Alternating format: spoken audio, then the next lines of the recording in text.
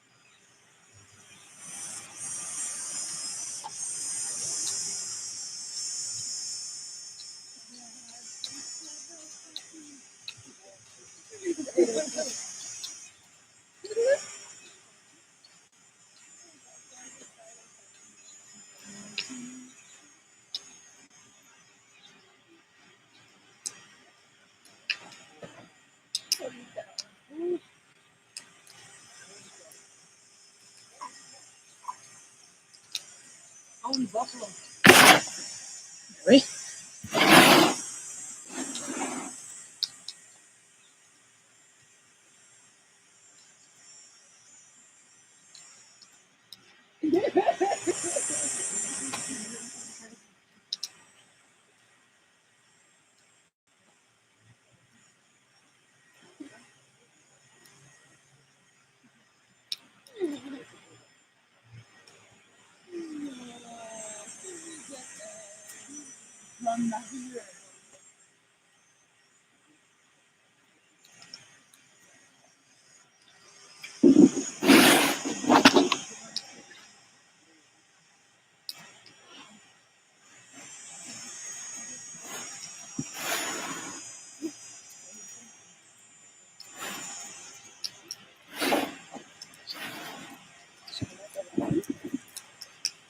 Quand tu commences par là,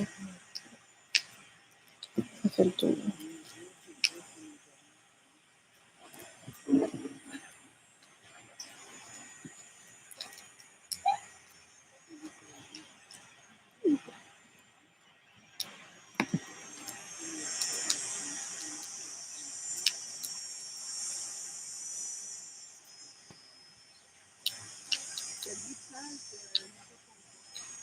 Ici, c'était rapide. Je pense qu'on a dit aussi.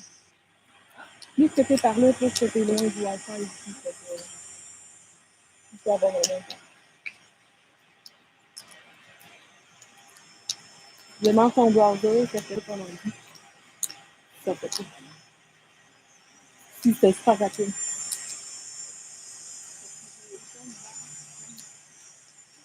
Ça démarre ton ordi, ça fait.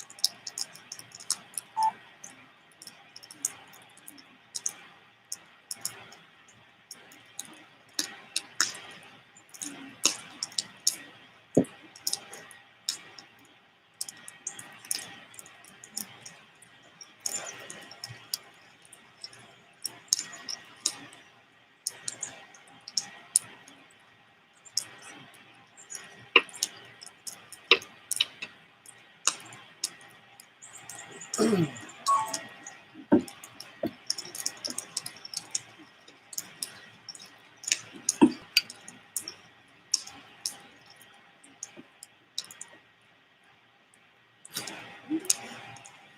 mieux, là?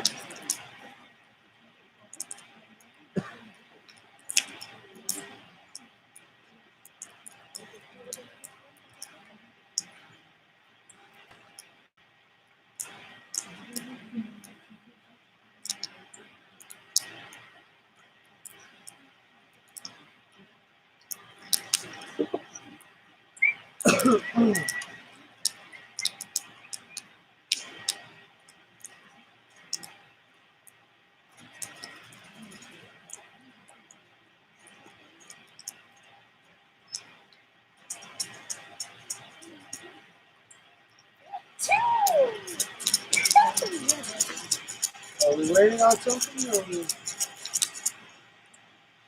no application?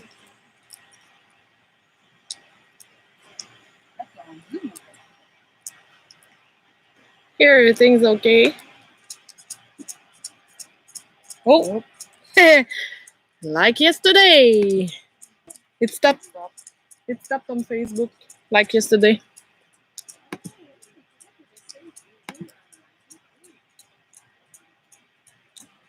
YouTube still working? Yep.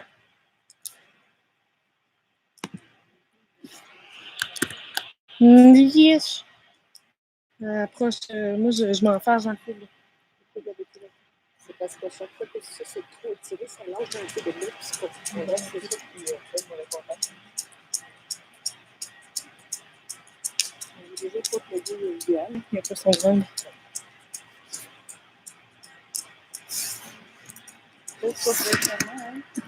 C'est-tu one day? Are you on our Wi-Fi or are you working on your phone? Yeah, that's I'm taking it off my phone and I'm trying to go to the 201 room. Well, The Wi-Fi is okay, you Annick. can't go to 201 because you can only have 3 devices on there. No, I just want to see if it's working. It's working, I'm on it. Yeah, yeah. C'est pas le Wi-Fi. C'est pas ça le problème, je pense. Parce que celui à Edith, il a l'air correct. Edith, es-tu correct? Sur le tien?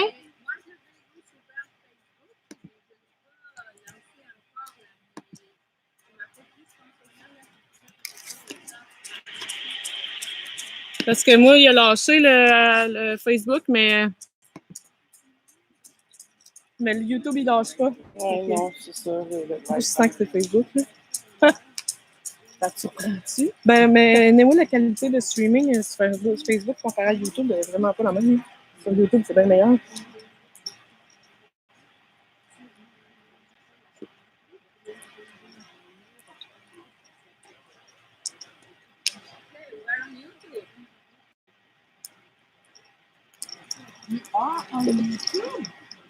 So you don't use Facebook today, you will use only YouTube? Ah, le son est meilleur.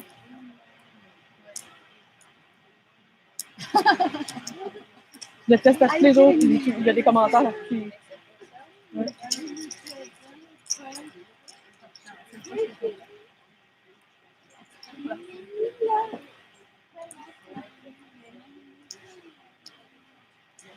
Tu peux coller le lien une fois que c'est Tu peux même le partager une fois que c'est sur YouTube. Tu as une petite flèche en bas, là. Tu peux le partager sur Facebook.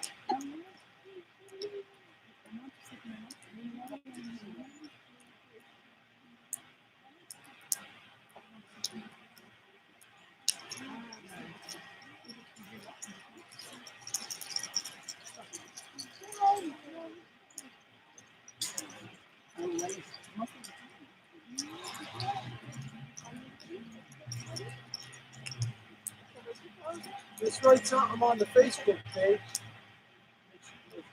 That if it cuts off on Facebook, it'll go to YouTube. Yeah.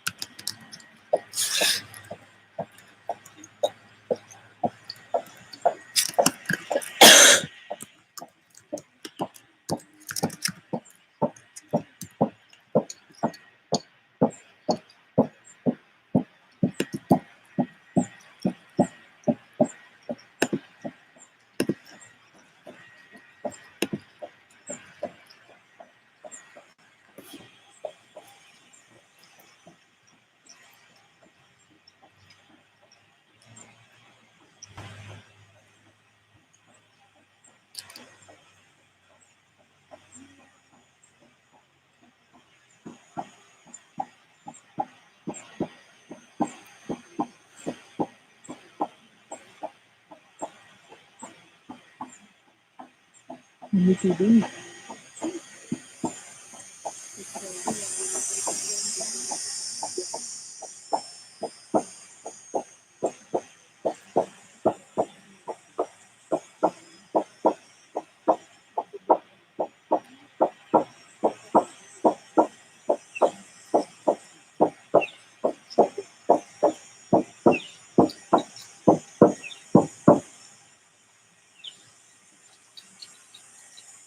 Lily. Lemon.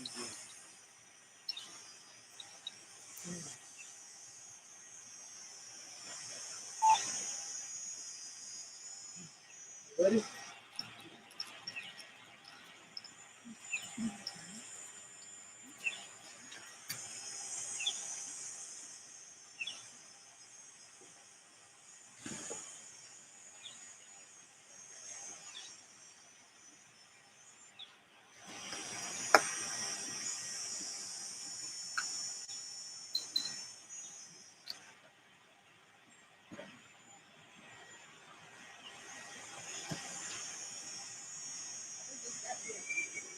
Ahora di vai da gioco se vuole uscire stori.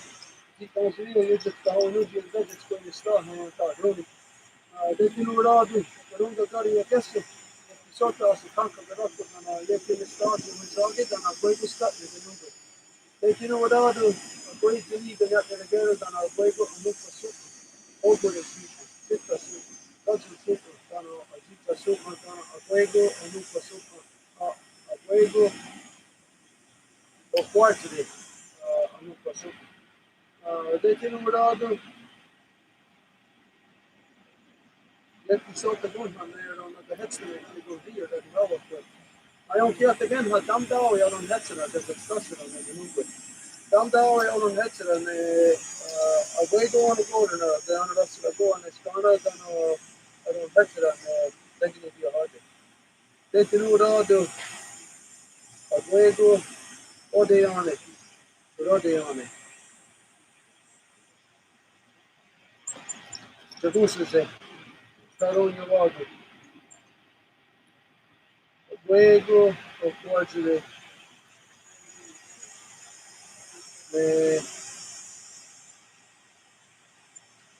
sotto gonna. So ispirato Caronho logo. So we give our thanks that we are lucky enough to just to live to see another day. To breathe again, to feel the sun again. The sun feels really nice on us right now. It was chilly this morning, so to feel this, it's beautiful. Just to be alive one more day, regardless of what our conditions are, that gives us one more day to correct the things that are corrupted around us. So this is a special day, as any day that we're alive is special, that it gives us another opportunity to correct ourselves, to correct the things that we have been, the corruptions that we have, the things that we have done, to correct the things that are corrupted in the world. When we come into the world, you must imagine it or picture it as coming into your mother's house. And your mother's house, of course, is a certain way. And that at the end of the day, when it's time for you to leave that house, you should leave that house in the exact same condition, if not better. It should be improved while you are here. Our role is to assist our mother to help in the evolution, which means to evolve ourselves, which will evolve our children, which will bring us as a species, as life, will bring us more centered into our power, or to what the truth is of creation, to where we will eventually, not our future generations, but us, through our future generations, will be able to live in Guyana, in the balance, that we will be able to not have to worry about stepping on broken glass. You don't have to worry about getting shot. So we won't have to worry about our children if they are playing out there that something is going to hurt them or something is going to come and bite them and remove them from us. That there isn't going to be any kind of mortal danger or any kind of external threat to our children. This is our evolution. This is us that must bring ourselves into balance so that, again, eventually, we, through our children, will be able to live in balance and be able to experience the creation the way that we are supposed to, as opposed to the corruption that is here. So be thankful, of course, every day. Be thankful. There's a lot to give thanks for, but be thankful just for the fact that you are alive. When we consider around us, around the world, I mean, that there is, of course, people who are fighting every day in a struggle just for their life, just to stay alive.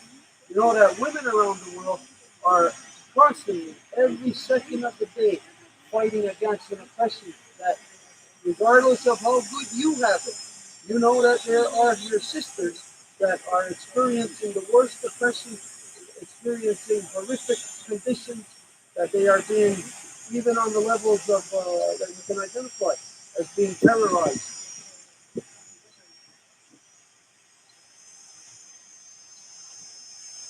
That you know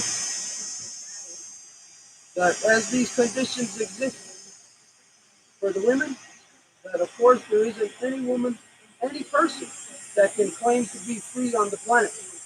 As long as there is a single woman on the planet being oppressed, raped, murdered, that it is happening to all women. And as it is happening to all women, then it is happening to us, to the male. But not only is it happening to us, it is being caused by us. So the male is the cause of their own pain, their own suffering. The world is locked into non-stop war because of the corruption in the male's mind. And it becomes a repetitive cycle where we can't even see how to prevent it, how to change it, how to stop these horrific cycles of war. And again, what it does to the people, what it does to the land, what it does to the human experience. But ultimately, what it does to this beautiful creation. That we can see that eventually, at one point, that this creation will not even be in order for us to be able to come into this world and to experience what life is. Eventually, we continue on this path, we know that it won't be there at all. Okay, so if there, oops.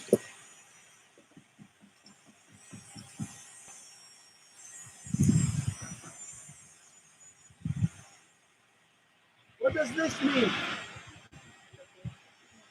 What does that mean?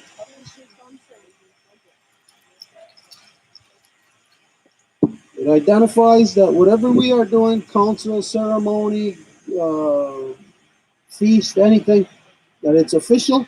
When you see that, and when you see that, it's officially open. So anything that is official, and you see that, you know how you must conduct yourself. There is no time for infantilism. There is no time for uh, playing games. Like if you know somebody is asking you something, we tend today to, even once the question is asked us and we hear it, we tend to say, what? For some stupid reason. Like as if we didn't hear it, like as if we didn't hear the person, what the question is. And when we do that, that breaks down our communication. So when you see this, the individuals within the collective all know to conduct themselves in an official fashion where there is no interference in communication, no resistance that the receiver would put up to do like what I said, like somebody asks you a question and you say, what? I know I catch myself doing that a lot also, where I hear exactly what the person says, but for some reason it's like it's become a response where we say, what?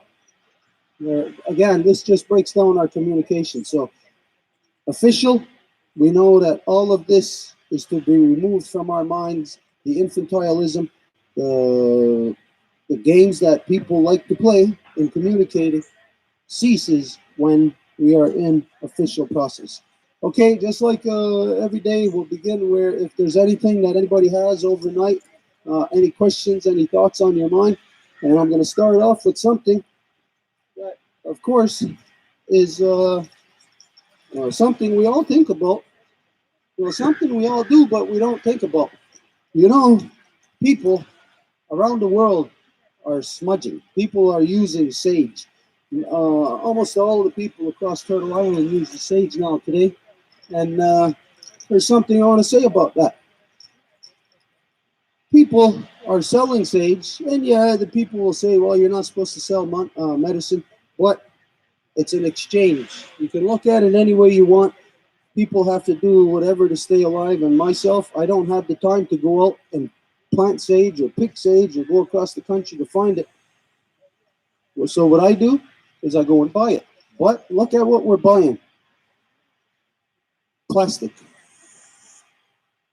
Imagine our medicines wrapped in plastic. I've been buying these now for a couple of years, and I haven't thought about it. Every time I just unwrap it, take the plastic off, and I throw the plastic away. I put the plastic in the recycling. Well, usually I open it. Okay. So once we got it open, wow, there's the medicine. But here's the poison. So we got our medicine wrapped in poison.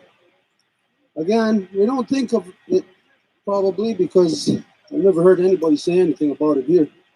And I've never heard anybody say anything about it anywhere either. But look at, this is one-use plastic.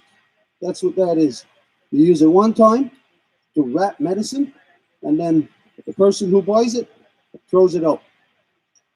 Now, whether we throw it in the garbage or whether we put it in the recycling, we know it's ending up in the same place anyways. Because what we know now is that recycling it's just it's a lie.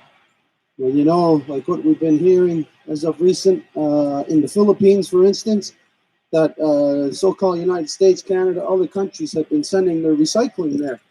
And of course, the recycling doesn't really work. It's not really true that the way the world talks about recycling.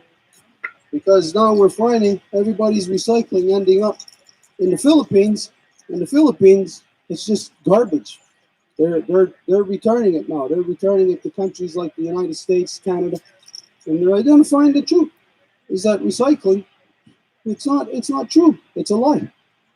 Now there's some things that do get recycled, but the reality is it's like a one-time thing that can get recycled one time, and after that, it can't be recycled again.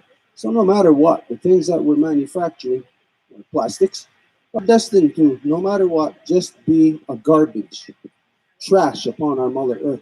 And we know what's happening with the plastics, so no need to go into that. But, so, if you are, for the people here, and if there is anybody listening, anybody watching at any time, when you buy sage, if you're going to a place like here in Ganawagi, the Wolf's Den, for the next time I go there, I'm going to tell them I won't be able to buy the sage off you anymore as long as it's wrapped in plastic. I tell them that, tell the people who you're buying it off of, your suppliers, not to wrap it in plastic. This is one tiny little thing, but it's something that I thought about last night because Nick just went and bought a couple of them the other day, and I was taking one of them out of the package, and that's when I was thinking about the plastic.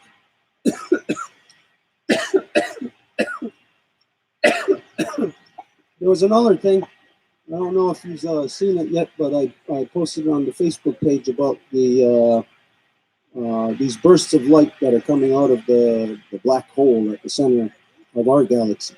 Anyways, it was something to take note of, that if there is something happening on an astronomical scale beyond just our galaxy that is happening, when you know that never before observed huge bursts of light at the center of the black hole at the center of our galaxy. So huge to have it, these bursts of lights so huge and so detectable from here. If anybody's seen the video of it, I posted it on the Facebook page, that the video of it, you can see it's huge in relation to the space or the part of the sky, night sky, that they're looking at. But when you consider a black hole and how far this is away it is, for that blast to be there, that would be probably 1,000, 1,000,000 times the size of our sun, as to the energy being released and how big that blast is, the amount of space it takes up. So anyways, when I was considering this, I was just thinking that, well, there's no way that that amount of energy is coming from just a black hole. There is something else happening on the larger scale, which we cannot see, which we can't comprehend. Like if you were, imagine on the molecular level, if you were in a single cell in your body, in our body, you would only be able to see or detect or be aware of the cell that you are in. You will not be able to see that cell connected to other cells, connected to whatever part or structure of the body. You would not be able to see the body.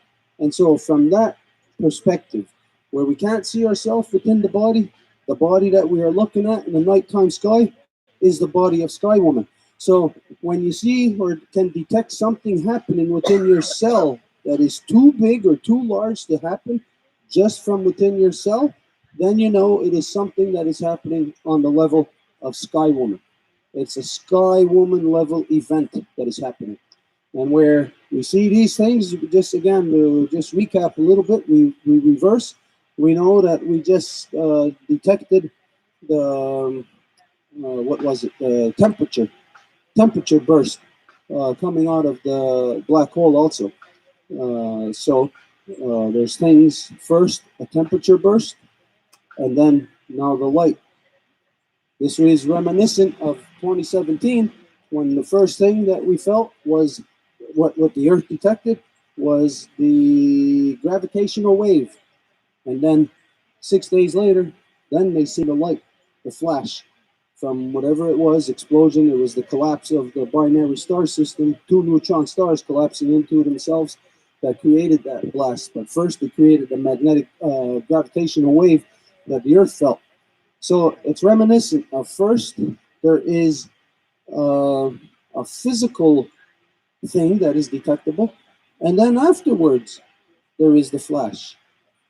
So again, it's just something similar, but to identify that these occurrences that have never been observed before, when you consider they've been observing the black hole at the center of our galaxy for a long time now, but for it to be the first time to be detected, these blasts of light, blasts of energy, again, it's something happening in the body. The body is making a movement that a single cell in your body is detecting.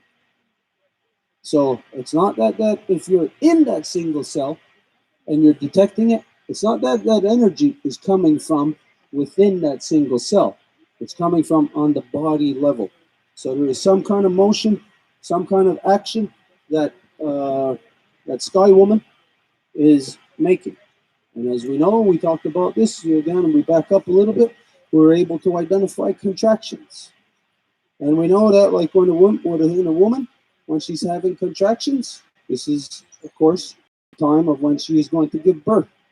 And we know that contractions is in itself, it's kind of that paradox where you think contractions would make something smaller because it's contracting. But external, when a woman is contracting, she's actually pushing out, and it's getting bigger, bringing life into the world. So when there is a contraction, we know that there is in the body of a woman in life cycle. We know that there is getting ready to be a new life, a new birth, and this is something that we identified from 2017 again.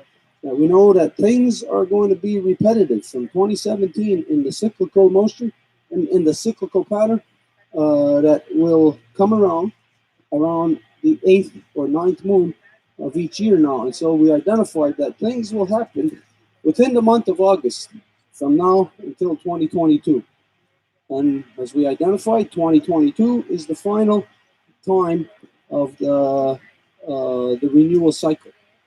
It is the equivalent of within a mother who the egg, sky woman, falls from the ovary, falls down the fallopian tube, takes root within the uterus. Those 5 days where it can be washed out, 5 days where it could be fertilized. And if it's fertilized, then there will be new life into the world. So this is the process that we are in right now. We're in that time frame of those contractions where the new life will be coming into the world, where it is a change that is not going to be, you're going to see something all of a sudden, some big massive thing cause change. No, we are all connected to our mother. Our spirit, our heart, our blood is all connected to our mother. Just like, again, the hairs on my body. No matter where, if it's on my head, if it's in my armpit, if it's on my big toe, the hairs on my body are all living this life on my body due to the fact that they are connected to my body, and that due to the fact that they are receiving blood, due to the fact that the blood carries the spirit. So the hairs on my body are all within a life cycle of carrying a spirit, carrying blood within them, and we know that if you pull one out, that its life force, it'll be separated from its life force, and therefore it will cease, it will stop. So it means that the body, if you are happy, and the dopamine is released in your brain, that chemical that makes you happy. Pheromones? Whatever. The thing that releases the happiness into your body. Now, in your central point of consciousness, that chemical released causes your whole body to feel that happiness. So every hair in my body will feel that happiness. So on this level, this is how the change will come. That every hair on the body, you compare, you extrapolate people upon our Mother Earth as the hairs or nerve endings within our body. And so this is how the change will come. That it's coming from the universal, the waterversal level, from Sky Woman through our grandmother Moon, through our Mother Earth, to all the women. From all the women, change will come. So the women are the impetus to this change on every level. The female is the power of this change. Regardless of if you're on the cellular level in your own body, there is a duality of female and male, but the source of that power or that energy is the female. So whether it's on your single cell in your body, or if it's in your body, or again on our Mother Earth, or within our solar system, within our galaxy, within the waterverse, it is the same on every level. That it is the life givers that are the power to this change, the source of this change. So from Sky Woman level, where we can see, it's not a matter of us guessing. It is actual science revealing these things to us. And these things are clearly, we can clearly see the changes or the shifts, adjustments that is happening within Sky Woman herself. And so she will filter down this change everywhere throughout the waterverse. It doesn't matter if you're on the other side of the universe, just like if you imagine your body as being Sky Woman, then whatever is going to happen in Sky Woman's mind is going to be transmitted throughout the body, to her big toe, to the top of her head. So it doesn't matter if it's on one end of the universe or the other end of the universe or waterverse. It is all going to be affected. The change will be affected through the women on every level. And this source of this is what's happening on the larger level right now, on the Sky Woman level. So we are observing a Sky Woman level event that is happening. It may be hard for people to wrap their mind around that, as people's minds are just accustomed to seeing the very small, having everybody's mind locked into, because of religification again, that our brains have been reduced from the size of the universe to the size of a pea. And so all we can comprehend is what's happening in that pea. So huge things are happening. And the only thing is, of course, that we can do is to work with those things. When we see the shift is coming, if you can imagine yourself as the fetus in the womb of your mother, and you know that feeding time is at 1 o'clock, then you know to be ready to receive at 1 o'clock. If you don't know that it's feeding time, then feeding time will come and go. It will pass you by because you don't know. You're not there to receive. In all communications, you must be transmitting and you must be receiving, because the receivership of what's transmitted is what makes the transmission whole, complete. It's not a matter of just transmitting and thinking that, okay, the job is done. The job isn't done until it's received.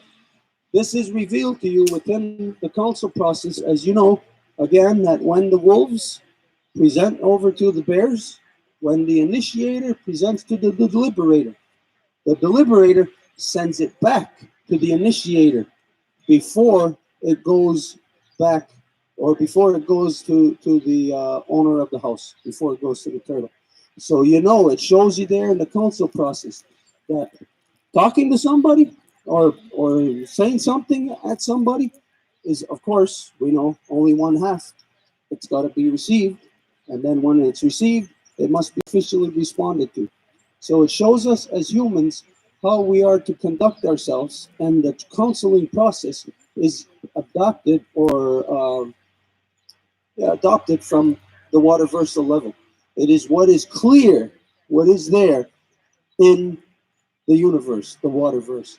It is undeniable because now today you have something such as modern science that confirms these things. So anyways, these are the two things I wanted to identify today about the plastics wrapping our sage. Everybody, we got to we got to do our part to try and stop that. It may sound whatever, but we have that power. You go and buy it off of somebody, again, like the Wolf's Den, tell them at the Wolf's Den, tell your supplier not to wrap it in plastic anymore. Maybe that's going to bolster the price. Maybe it's going to take down the price. Who knows? But regardless, we can't allow our medicines to be the source of one-use plastics being permeated into our Mother Earth's ecosystem. Okay, so there you go. We're going to pass the fella around, and if there's anything, now's the time. If not, just pass it on.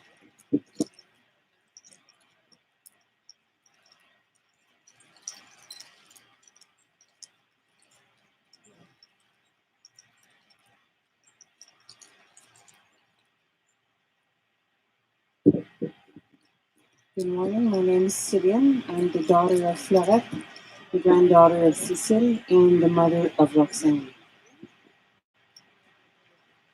This morning when I woke up,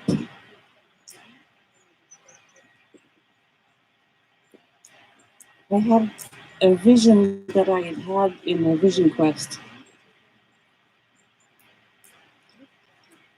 And it was to see the two little kids that my daughter gave birth and lost in her pregnancy. Just like the first vision, they came around the tree and did a peekaboo to me. And I hold them in my heart even if they weren't even born.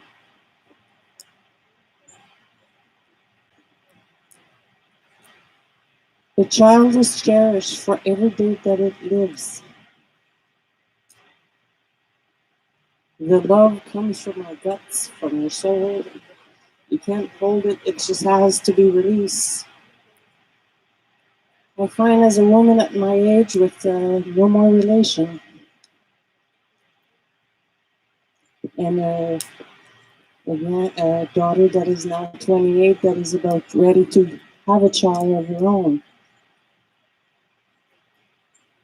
that I have a lot of love to give, and And when it's restrained inside, it's like a medication that is not released and it's not shared. And I really think if we look right deep down in ourselves, we all have that love.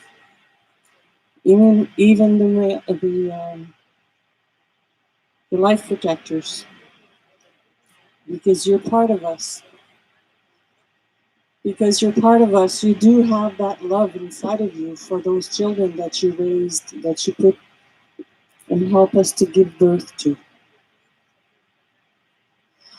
So in all the heart of everyone, if I could just plant a little flame and give you a smile that will never be forgiven. Give you a hug that could hold you when you're in distress. And that you could have and find the love in your heart to pass it on.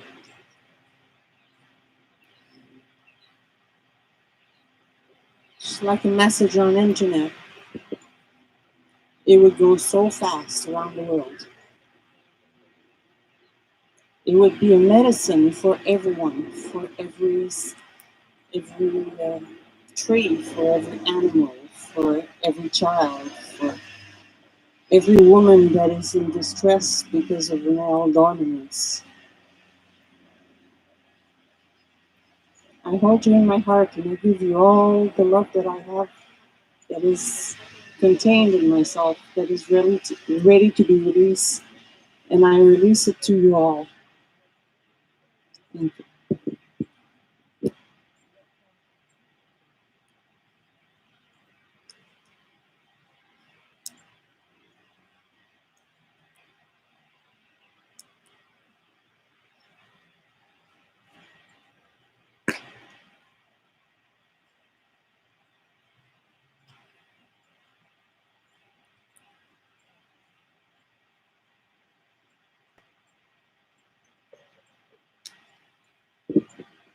Hey everyone, another beautiful day. So blessed to have sunshine, and last night we had Grandmother Moon glimpsing on us. It was a really great night also. I had a great moment with Rhubarb, one of the wolves here.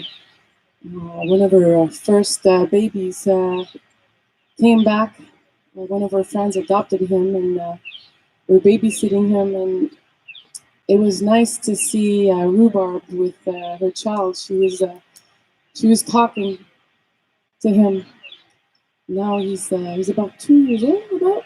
So he's a grown boy.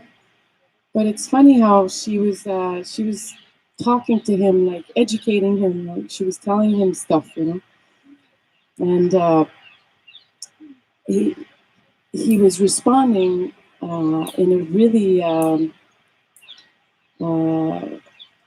like a little rebel way. You know how teenagers, when parents talk to their children and they respond. It was nice to see. So yeah, it was a good feeling because I'm a mom and I have a boy. So I was kind of like looking at them, their behavior, and yeah, Rhubarb was kind of like my teacher last night. I really enjoyed that. And Celine, that was um, that was beautiful because I'm thinking about my mother right now. Um, that's in a home because she got really sick last year and she needed to have some special care. So she really wanted to be here with us for the recital, but being in a tent and all that was going to be a problem for her health wise. So yeah, we all go through phases as a woman, and my mom's in the same phase as you right now. So I send love to my mom right now. And I also wanted to say thank you, Stuart, for bringing up the plastic I had the same feeling when I bought the when I bought the sage. We've been complaining, about the kids when we do some teachings with the children, that they bring a lot of like little treats with plastic and bottles of plastic. So we're trying to educate them of bringing their own bottles and just take care of Mother Nature in that sense. So yeah, that's a really good idea to go back to our suppliers and say something, because if every single one of us, starting within, and we say something about whatever that we see that is a corruption to Mother Nature, it's important to take action. So all right, so have a beautiful day, everybody, and thank you very much for this beautiful sun today, and thank you.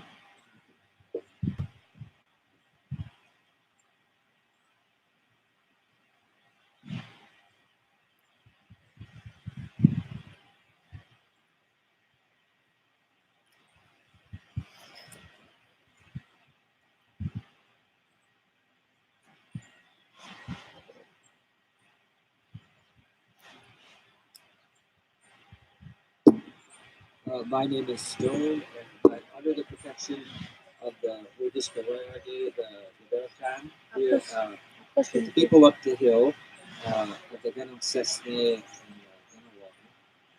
I wanted to confirm my appreciation of a reminder that there's too many packaging products, just unnecessarily ultimately going to pollute our existence or our environment. And I feel quite grateful that I could hear these words, because it's always a bit of a hard work to organize myself, not to consume something. In other words, to maybe not buy a coffee, or maybe not buy a consumer item, because I might be hungry or I might be thirsty, but then I'm going to have to deal with the packaging. And everybody's confronted with the same problem. It's if you look at your daily schedule, it's no big thing to not have a coffee in a paper cup, or not have coffee at all, because it's only going to be served in some kind of cup that you're going to have to ultimately throw away. But it's kind of amazing how hearing the words that were just spoken brings us, there's associations with other experiences. So I'll just try and make a quick loop here, that we have friends from the World Social Forum. I spoke to one of them earlier this morning. She, and I wasn't the only one. We greeted Veronique in France, who we met at the World Social Forum. And she's saying hi to everybody here in Turtle Island.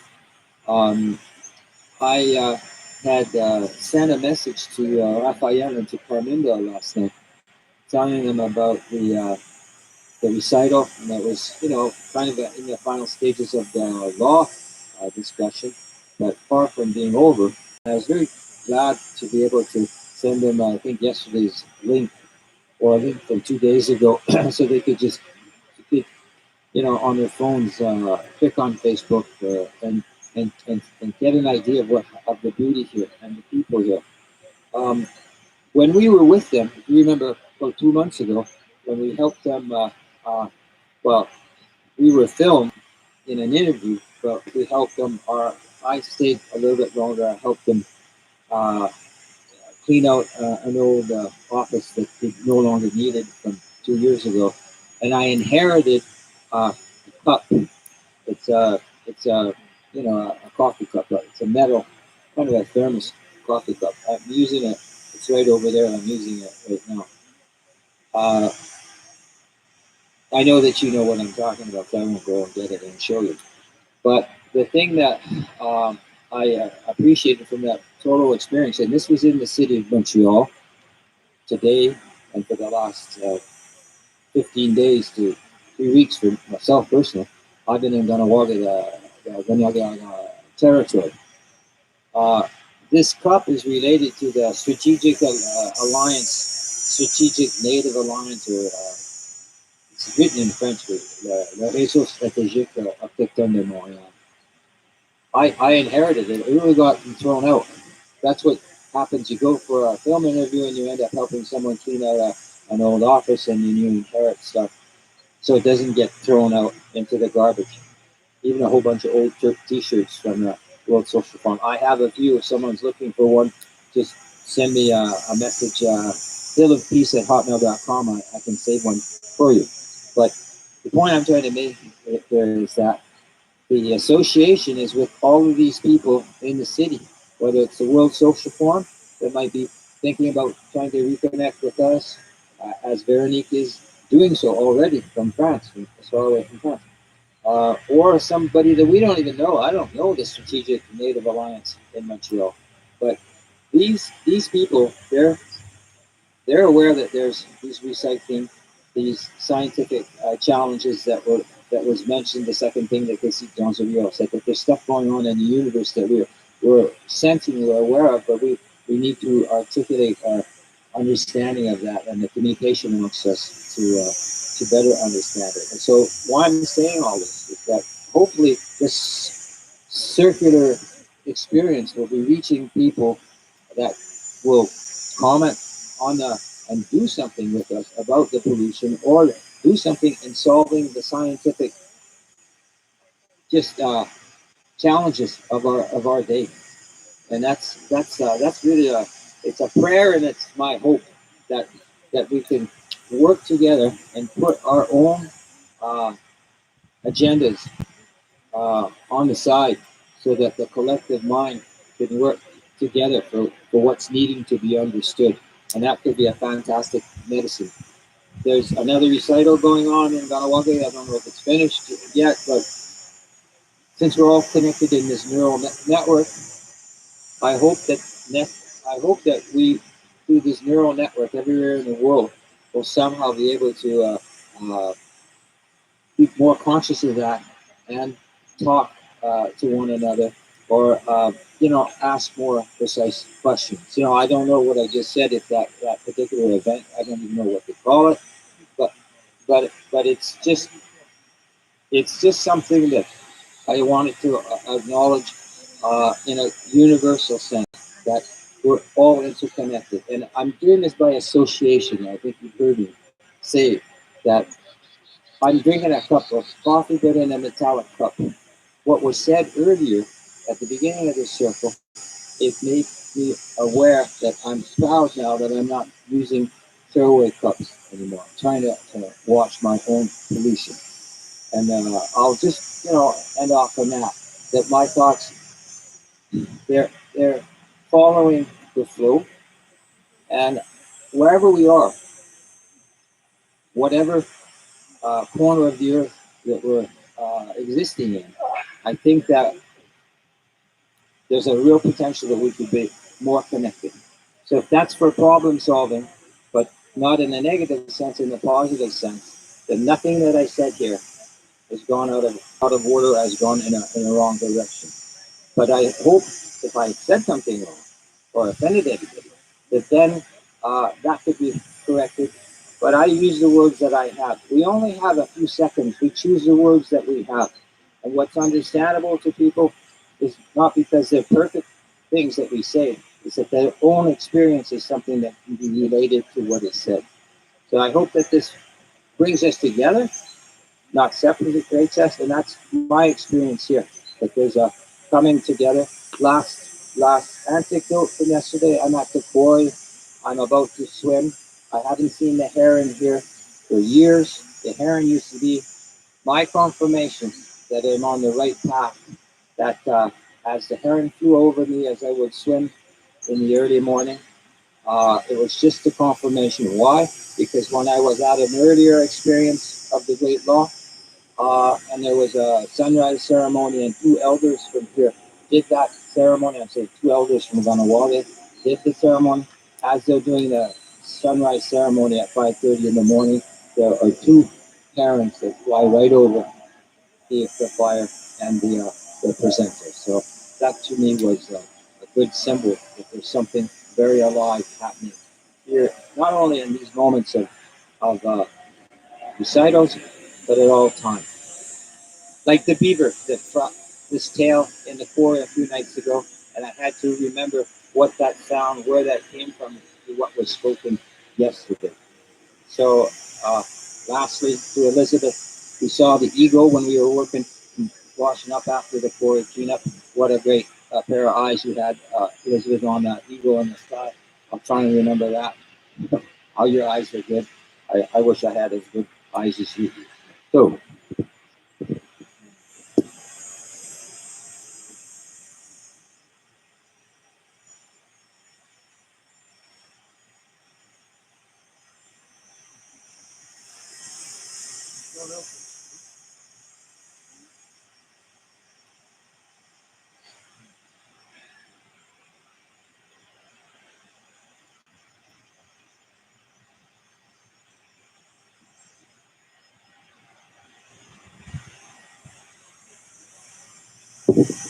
Hello, I'm Elaine, the daughter of Emmanuel and the granddaughter of Janine and the godmother of Janine. Thanks to what you're saying that we have to that we are still alive to correct things. This morning I wake up with the desire to correct things, that's something, and thank also for the teachings that the Longhouse will learn us, but we learn also how to deal in communication. I think it's very precious that you can teach. I just wanted to say that yes, we are doing the funerals and ceremony and stuff today, and I just realized that the book I have in where I'm writing now is nearly finished, and that book began with. I had that book when I was doing a theater workshop with puppets and stuff. And at the end of that workshop I was doing, it was the last hours of my tent, my auntie.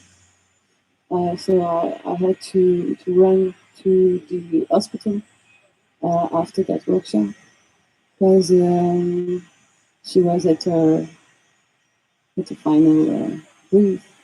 And so I remember that moment looking at my book, and because me and my family, we were like more than 12 people in the hospital room waiting for her last breath. And it was such, even if it wasn't in the hospital and with all of shit medicine, I would say, maybe that's the one that killed her, but it was a secret experience also just to be there with someone, surrounded her with love for her last breath. So I would like to send love and light to my aunt today, and to my uncle also that decided to stop his life this year. So I would like to send them love and light today.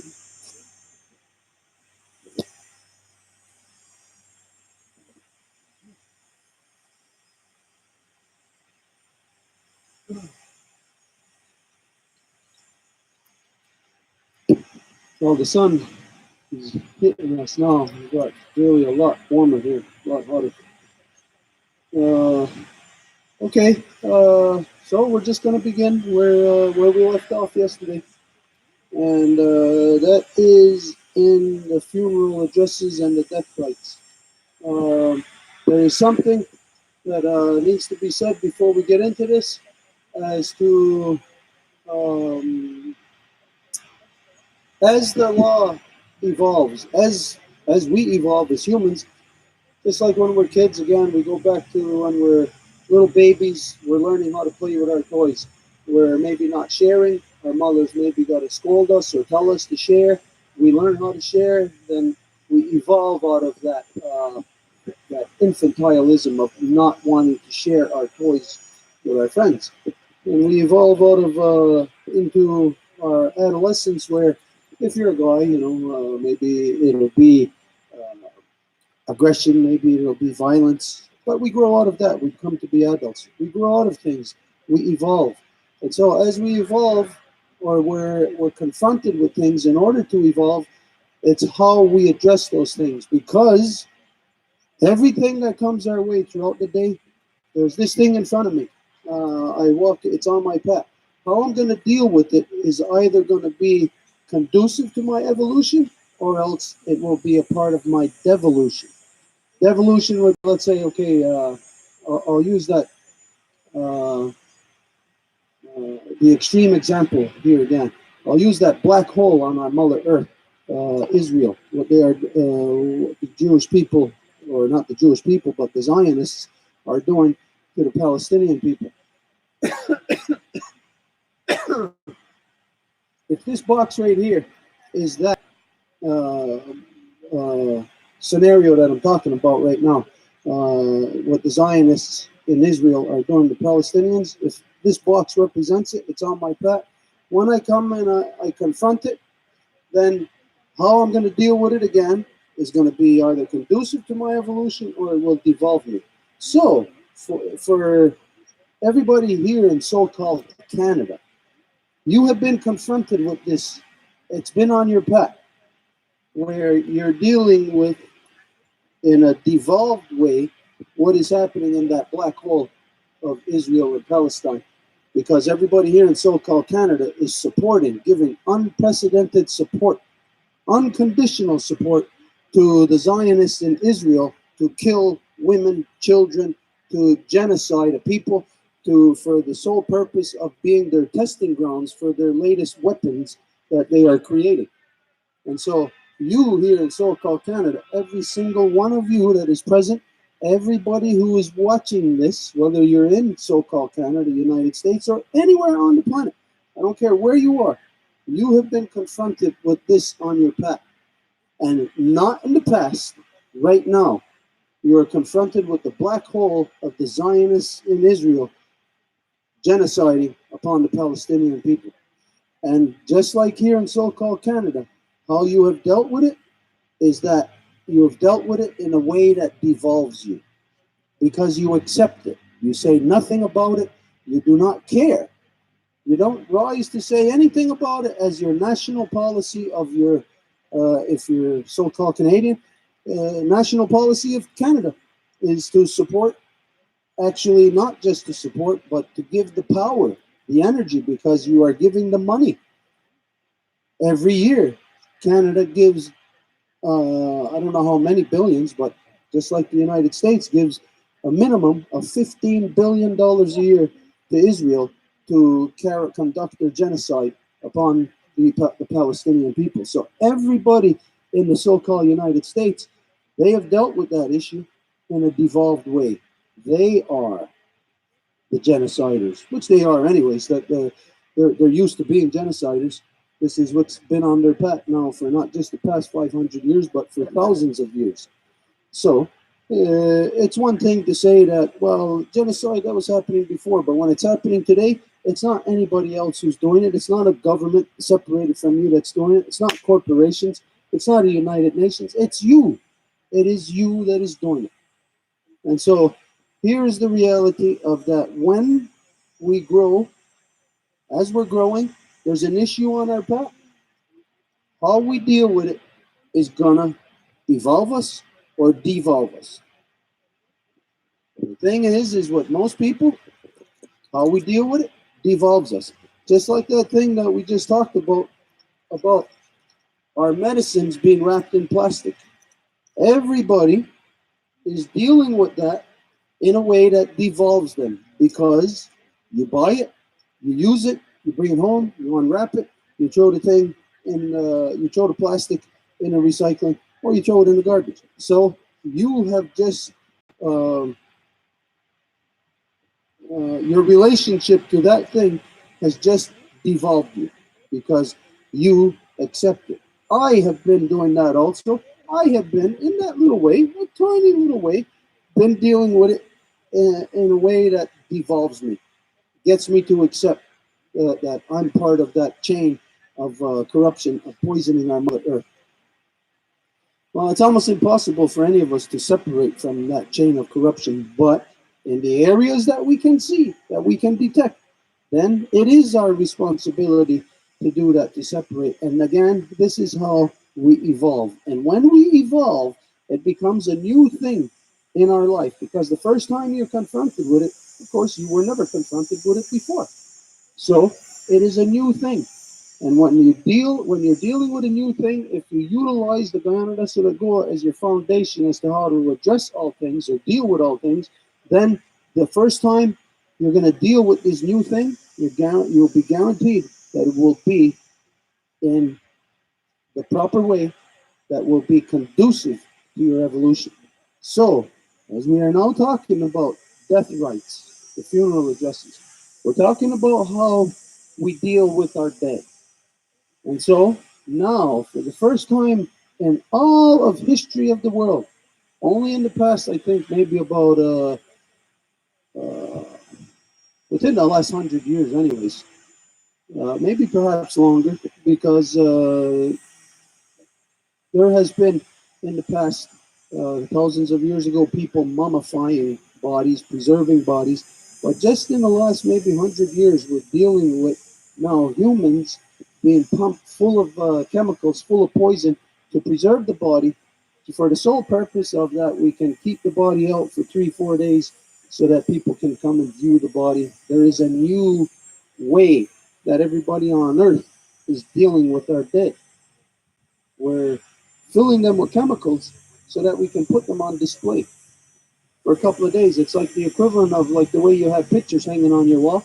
What we're doing is we're taking a picture, preserving our dead, our loved ones, so that we can hang them on the wall, be on display for 3-4 days. In some cases, much more than that. So this new thing that has arisen in creation is something that we must address. If we do not address it, then it goes unaddressed, and what means the status quo is what's going to determine how this thing is going to progress in the world. And the status quo is decided by the bottom line. And the bottom line, as you know, is money. So money is the determining factor today in how we are taking care of our dead, how we are approaching when we're dealing with that before they're even dead. It's all about money. We just recently seen in the news there was a murder suicide. I think it was in the United States somewhere. Anyways, I seen it on the news just in the last couple of days. They discovered after they investigated, yeah, it was in the so-called United States. After they investigated, they found out that they were like an elderly couple, and they were plagued with health issues, which meant that they had gigantic hospital bills and that they couldn't afford to pay for their medical care. They couldn't afford to pay for uh, medicinal medicinal care. And as you know today, if you're going to the hospital for something, they're prescribing you medicine. Say like in the United States, just when people who have diabetes, they skyrocket the cost of that medicine, knowing that this is what people need to live, to survive. So what they are doing from that level of the corporate level of pharmaceutical companies, they are pressuring the public to deal with death based solely on economics. And so, from the pharmaceutical companies on down, by them charging ridiculous amounts for medication that they know hundreds of thousands, millions of people need just to survive every day, just to live. They know that without this, people will not live. So they put an exuberant price upon it where people will not be able to buy it. What it is doing, what society cannot see because they're stuck in the stupidity of democracy, where they pretend they're debating about it, but they're not.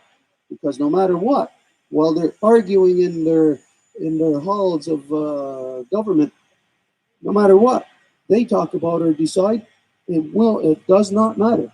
It's the bottom line that even if they all decided in their parliament or Congress to say, okay, we're going to give farm insulin for free, even if they said that they agreed to it, it doesn't mean that it's going to be that what they decide in government is what's going to fly, because government is not government. All they are is bureaucrats.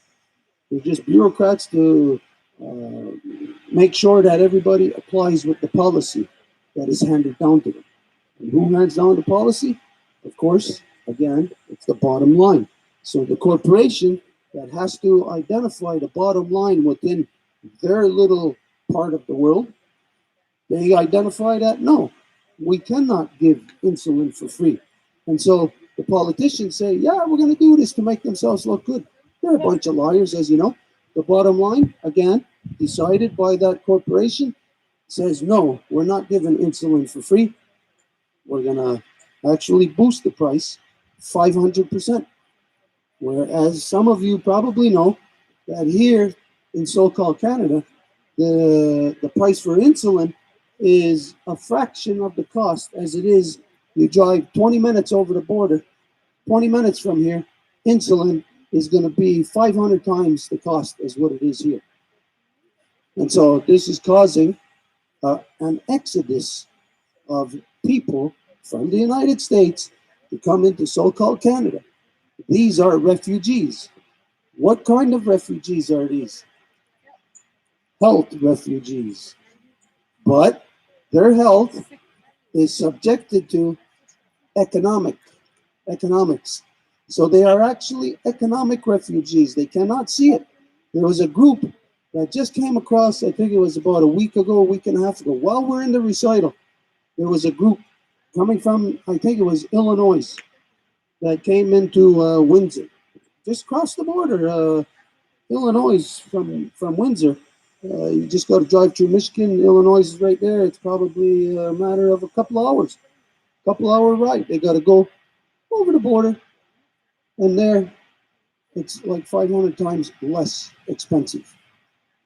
And so these people are, the world is creating a new type of refugee. This woman and man who just committed suicide, murder-suicide, they are refugees because they had to escape the horrific conditions of economics that places not humans, but a corporation in charge of determining how we are going to deal with an issue. Are we going to deal with it in an involved way or a devolved way? Evolved way.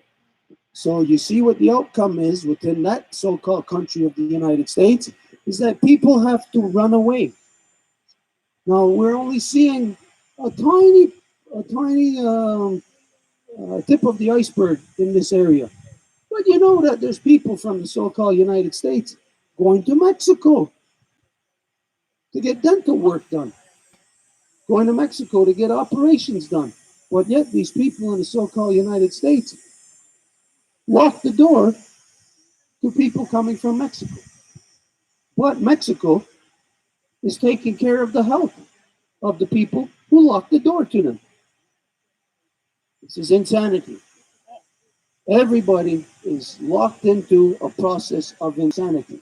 If we examine our whole situation, not just one tiny part of it, let's examine every part. And you're going to find that every part has a huge negative outcome that is actually determined by economics. Absolutely every part of us now is determined by this. If you're going to brush your teeth, it's determined by that. Go to LA and see what economics is determining for the people there. You're going to see all of a sudden the way that you would think L.A., Los Angeles, California, you would think that everybody there has the good life, that they're living on the beach. The reality is that is where the new internal refugee is being created. There are refugees within so-called United States, they're so-called United Statesians in the United States who are refugees from their own system because they got no place to live, they can't even afford to eat. So now you're seeing not what you've seen in the past, where, oh, you've seen somebody who you consider to be a vagrant or a bum on the street. Now you're seeing families. Now you're seeing people who are professionals, who have gone to school to get an education to be a specific thing. But because of the shift around the planet of refugees, this is affecting the world economy. It's affecting the economy at your home. Now imagine here, right here, if this was our home, okay, we got a farm. Now these refugees comes in and they'll work at half the price that you do. So you know what that's going to mean. All of you are going to get fired. Going to have to let all of you go because the bottom line determines that if they're going to work at half price of what you will, well, you're gone. They're the next new thing. And so what that is it's a dumbing down of society because those who would work for half the price because they're refugees coming from other countries, who in other countries, they were even doctors, they were scientists coming here now to pick less out of the farms, coming here to do labor, to dig ditches. Where in their own countries, again, they were scientists, they were doctors, they were teachers, but because countries like so-called Canada, so-called United States, first world countries like France, Britain, Belgium, all of them, all a part of NATO, they're bombing those countries because they are supporting, they're giving unprecedented support to the black hole of Israel. And that means that the testing ground for the military latest technology there in Israel is expanded to all the people that they do trade with. Who does Israel do trade with? Of course, they do trade with Canada. Once Canada says unconditional support, that means trade agreements. It doesn't mean only they're giving them money, it means trade agreements. What does Israel have to trade? Weapons, military technology. And what they're trading around the world is what's identified as security, through security forces, where now they are the security forces for sports events around the world, for concert events around the world. They are the security for political events. This is what they're exporting. What are they as security? They're military. So they're exporting into every country where they are the security. They're exporting the right to kill people in every country where they're exporting that security. Because let's say if you're in a political event and somebody comes in there, somebody just comes in to protest, somebody from your community. They'll go in there and that security has to remove those people. And if you are protesting something, let's say like you're in Flint, Michigan, and your children do not have water to drink, you are angry. If you're in Flint, Michigan, not only do you not have water to drink, but you also do not have a stable economy, which means you don't even have homes to live in. You don't have good homes to live in. Almost all of Michigan, Detroit, the whole of Michigan is becoming dilapidated. It's being turned into a rundown, deserted town. And so if you are there, you got a lot to protest against. You got a lot to be angry about. You go into that political event and that security will go there to stop you. But because you're so angry at stuff, you're not going to just back up when they say, okay, back up, you have to leave. You're going to stay there and you're going to yell, what about my children? What about the water? Why, after years is there still lead in the water in Flint, Michigan? Why are they still poisoning your children? You'll stand there and yell. And as they say, please leave, and you yell, then they'll get more physical with you until the point of where you will end up in jail or you will be receive physical violence. This is what is being exported around the world from Israel. And it's through this process of what Justin Trudeau calls unconditional support. Unconditional support causes you to devolve. You are confronted with something, but you are not dealing with it in a human way. And so the way that you are means that you are accepting something that humans would not accept, something that humans should not do. So you are devolving. So we must deal with every issue, again, in a way that causes us to evolve. If we deal with an issue that causes us to devolve, then you know that is a way to gauge that you are making the wrong decision. And so, even if you do not know the law, use the determining, is this right, is this wrong? Even if you don't have that, all you got to do is have the process to gauge afterwards. Gauge and say, okay, is this thing a negative or is this thing a positive? And so, as you can clearly identify, everything is a negative. So these are the things that you have to separate from.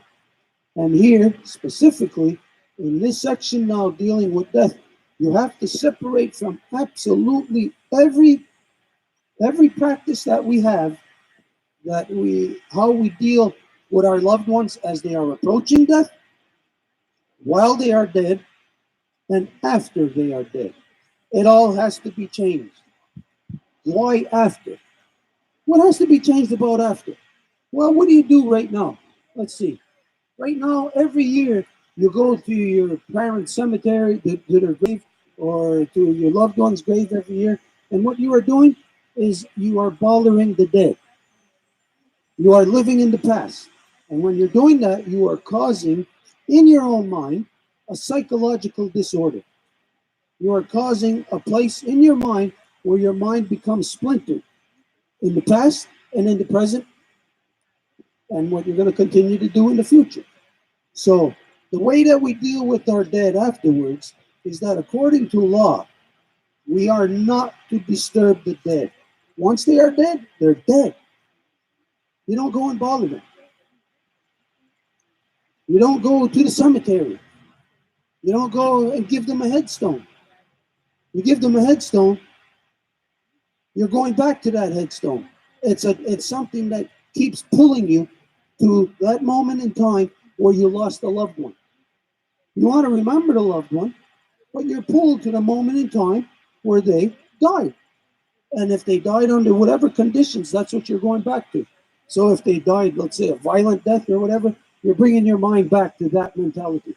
If they died cancer or whatever, no matter what, you're going back to a time that is a time of pain or sorrow or suffering or whatever, something that will lock your mind into a state of psychosis.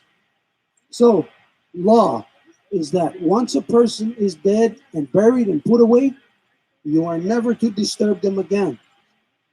You live in the present, for the face is yet beneath the earth, then you have to sever that tie and leave your past. Leave that past for them to continue on their journey. Again, the example is if all your life you're waiting to go to Disney World, and it's time now to go to Disney World, and you're getting on the bus, but here comes your family, and they're standing outside the bus, your grandchildren, your children, and they're standing there and they're crying. What are you going to do? You're on the bus. You might even be compelled to get off that bus, to stay with the ones that are feeling this sorrow and this pain, because it is one of those heartstrings that tugs at you. And just because you're dead does not mean that your heartstrings are gone. That will tug at the person and possibly have them step off that bus. But if they even stay on the bus because they're going, no matter what, you're dead, you can't come back, you're going on that bus, and your loved ones are crying, but all your life you wanted to go to Disney World and your loved ones are crying. Are you going to enjoy yourself? Are you going to be able to move on in your journey in a good way, happy, not being any ties left? No, this is real. We can look at just what our friend Elizabeth, as she was here for a couple of weeks, we met everybody. It's like everybody was engulfed in a love, like of just being together, appreciating one another. That we all love the experience of being together, interaction. Everybody made such good friends, that when it came time for Elizabeth to leave, that it was hard to let her go. This is the reason why myself, when we brought her to the hospital, to the airport, that I just stayed right there, and I didn't expect everybody else to go in. When it's time to let them go, you let them go. But that's why I just stayed there to let her go. But the rest of you, the women who stayed there, it was hard for you to let her go. You was hugging, holding on to each other, still talking till the last second, and even beyond the last second. She's walking, and you're still talking, looking at each other. Bye, see you later, whatever. You were still, that connection was there strong. When a person dies, it's like that also. And the loved ones who are left behind can hinder that person who is on their path from continuing on their journey in a good way. And nobody has that right to hinder a person in their journey. So, like I said about communication, we got to learn about communication, not somebody else, it's us. So, a communication right there is happening with our loved one who's just died, who's just passed away. So, we have to have the proper communication. The proper communication, as you're going to find in the death rites, is that now we release you. Enjoy your journey. Enjoy this great experience. Do not let anything hinder you in this world. I will not hinder you. I will not bother you. I will not trouble you any longer with the issues of this world. I release you from the troubles and the issues of this world. That now it is no longer to be a burden that you carry upon your shoulders in any way. That you are no longer to think of these things. You are no longer to have these things trouble you. And the only way they will not trouble is if we do not present it to them. Because the connection for them in this world is us. If from where you're standing, you look forward, you look backwards. Who's the connection to the future? Who's the connection? What is the connection to the future? What is the connection to the past? It's you. And so you are communicating things every day with the past and with the future. So it's a matter of learning how to control your communication on that level, even with the dead. Again, we've all seen this. Somebody will go to the cemetery 10 years after the person is dead, and they're still there at the cemetery, and they're still crying over it. This is a wrong communication. So that has to be stopped. We have to stop it within ourselves as to how we're dealing with the dead after the fact, after they are gone. How we deal with them before we get to the fact, before they are dead, has to change. Now, this is not in law, but it is basic common sense. You know that when you're a baby, somebody's got to take care of you. There's no baby that was born into this world and just got up right away, started walking around and hunting and got itself some food, and when it got some water and was able to wipe their own butt when they went to the bathroom. No baby ever is able to do that. You know that babies are dependent on other people to raise them. So as we know that our cycle begins this way, we know also that's the way it begins. Like if you come into a house, how do you get into the house? Through the window? You get in through the door. How do you leave the house? You cut a hole in the wall and just kick the wall in and leave the house that way? You leave through the door. So what it tells us is that as we got in here, it's the same way going out. And so as we were babies, born into this world, unable to take care of ourselves, when we're getting ready to die and leave this world, we are unable to take care of ourselves. So if you're unable to take care of yourself, well, what does that mean? Somebody else has to take care of you. Who? Who's going to take care of you? Again, you. Look at from where you're at. There's the future, there's the past. Let's see. In the past, your mother and father took care of you. There's the future. Your mother and father is getting ready to die. Who's going to take care of them? Their mother and father? Their mother and father's already gone. You become the parent. You become the one that has to take care of these new babies. They were babies at one time. They grew to whatever level of adulthood. They gave you birth. They took care of you.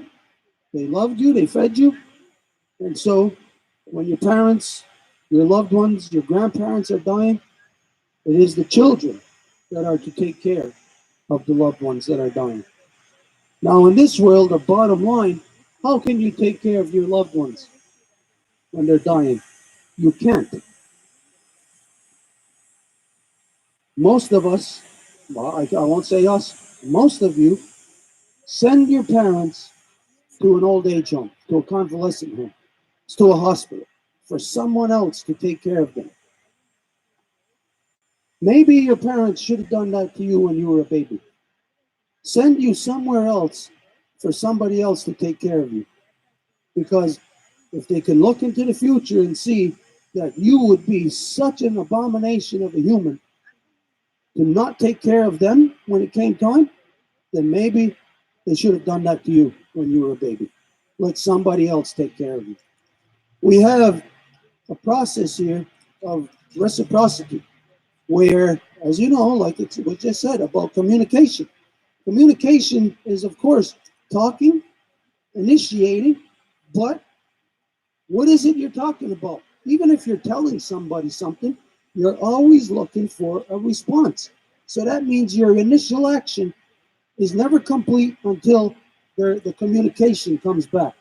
Even if we're just saying, hey, 1 and 1 is 2, and if you just sit there, then there's no, it's like you're not even talking to anybody.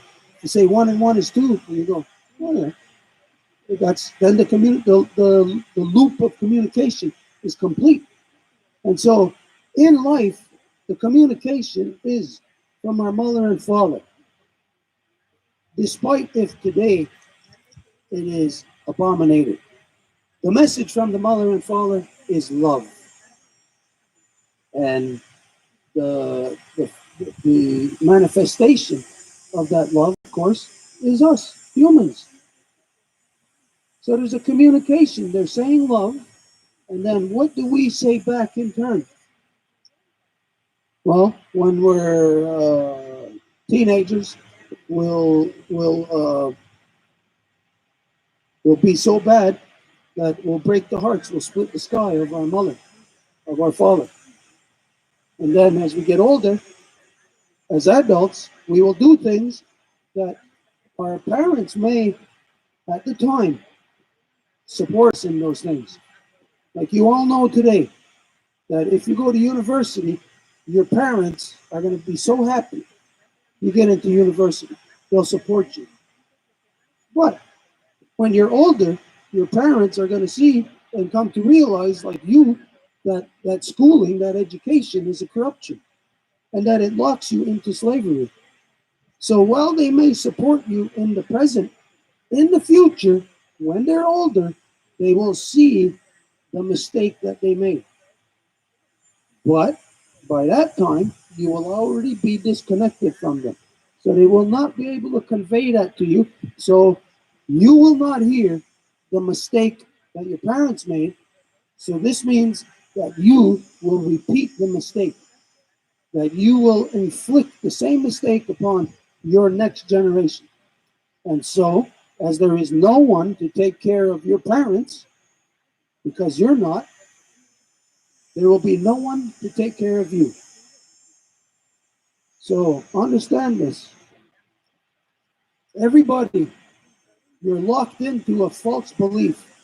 You're locked into a false system that makes it that you are not there to take care of your loved one as they are dying. Guaranteed, when you are dying, the same will happen to you. There will be no one there to take care of you.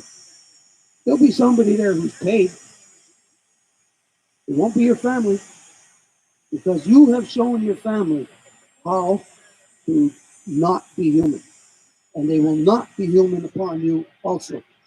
When it comes your time, if you show your kids that your parents are dying and you don't take care of them, they're off somewhere else, you just go visit them once in a while, you know that when you're going to visit your parents in the hospital when they're dying, you know that your kids don't like to go with you. They don't like to go there because, first place, the hospital or that environment is a negative. And so nobody wants to go there. The only people who want to go there are people who are sick. Everybody else does not want to go there. So you go visit your parents as they're dying. Most of the time, your children do not want to go with you. They will go out of whatever, you force them to go or whatever. But if it's their own choice, most of the time, the grandchildren will not go visit the grandparents in the hospital. So if this is what you do, expect the same damn thing when you die. When it comes time for you to die, no one is going to take care of you. If you show that to your parents, you're showing that to your children. If you show that to your children, then you have a fighting chance of leaving this world as a human. But if not, your integrity is compromised because you're in a hospital and somebody else other than your family is wiping your ass. Somebody else is washing you up. You think you want that? When you're older, when you're helpless to do it yourself, you think you want somebody else that you don't know doing that with your intimate parts? Somebody else washing you, somebody else wiping your ass, changing your diaper. You think any elder actually wants that? You think any elder actually appreciates it? They appreciate that somebody is doing it, but you know what? They are very uh, not upset. What's the word? Very disappointed. They are very disappointed that their own loved ones are not doing it. Of course, the person who's paid for it, as you know, we all hear today that people who work in that field, there is a lot of abuse of elders. That elders get hurt left and right in these convalescent homes or in these hospitals. You're hearing all the time of elders falling and breaking their hip. My aunt fell out of the wheelchair in the hospital here because she didn't have nobody to take care of her. I couldn't take care of her. I had already gone through taking care of my father. If you do that, you know how much that wears you down. And in your life, you can only have so much of that. As a matter of fact, you can only have two times maximum. Because you got to take care of your mother and father.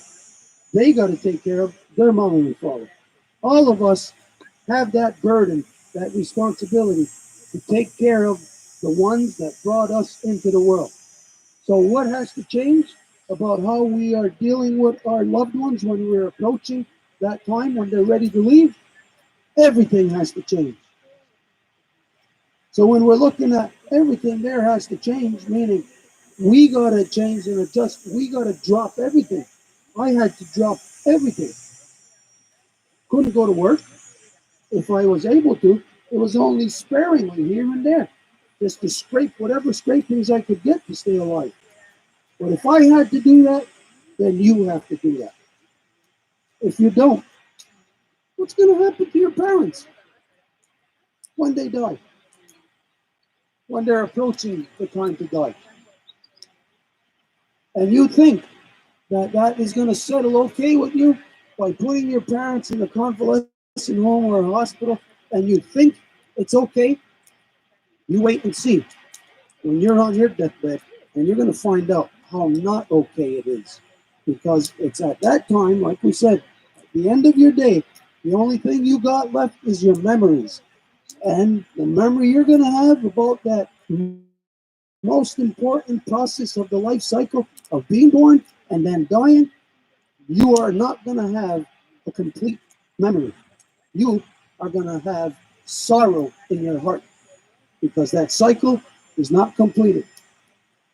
Just like the people who end up leaving this world with unfinished business, maybe all your life you wanted to do something. You wanted to sleep in a teepee, and you never did. Maybe it was something that was so predominant in your mind you wanted to do it, but you never did.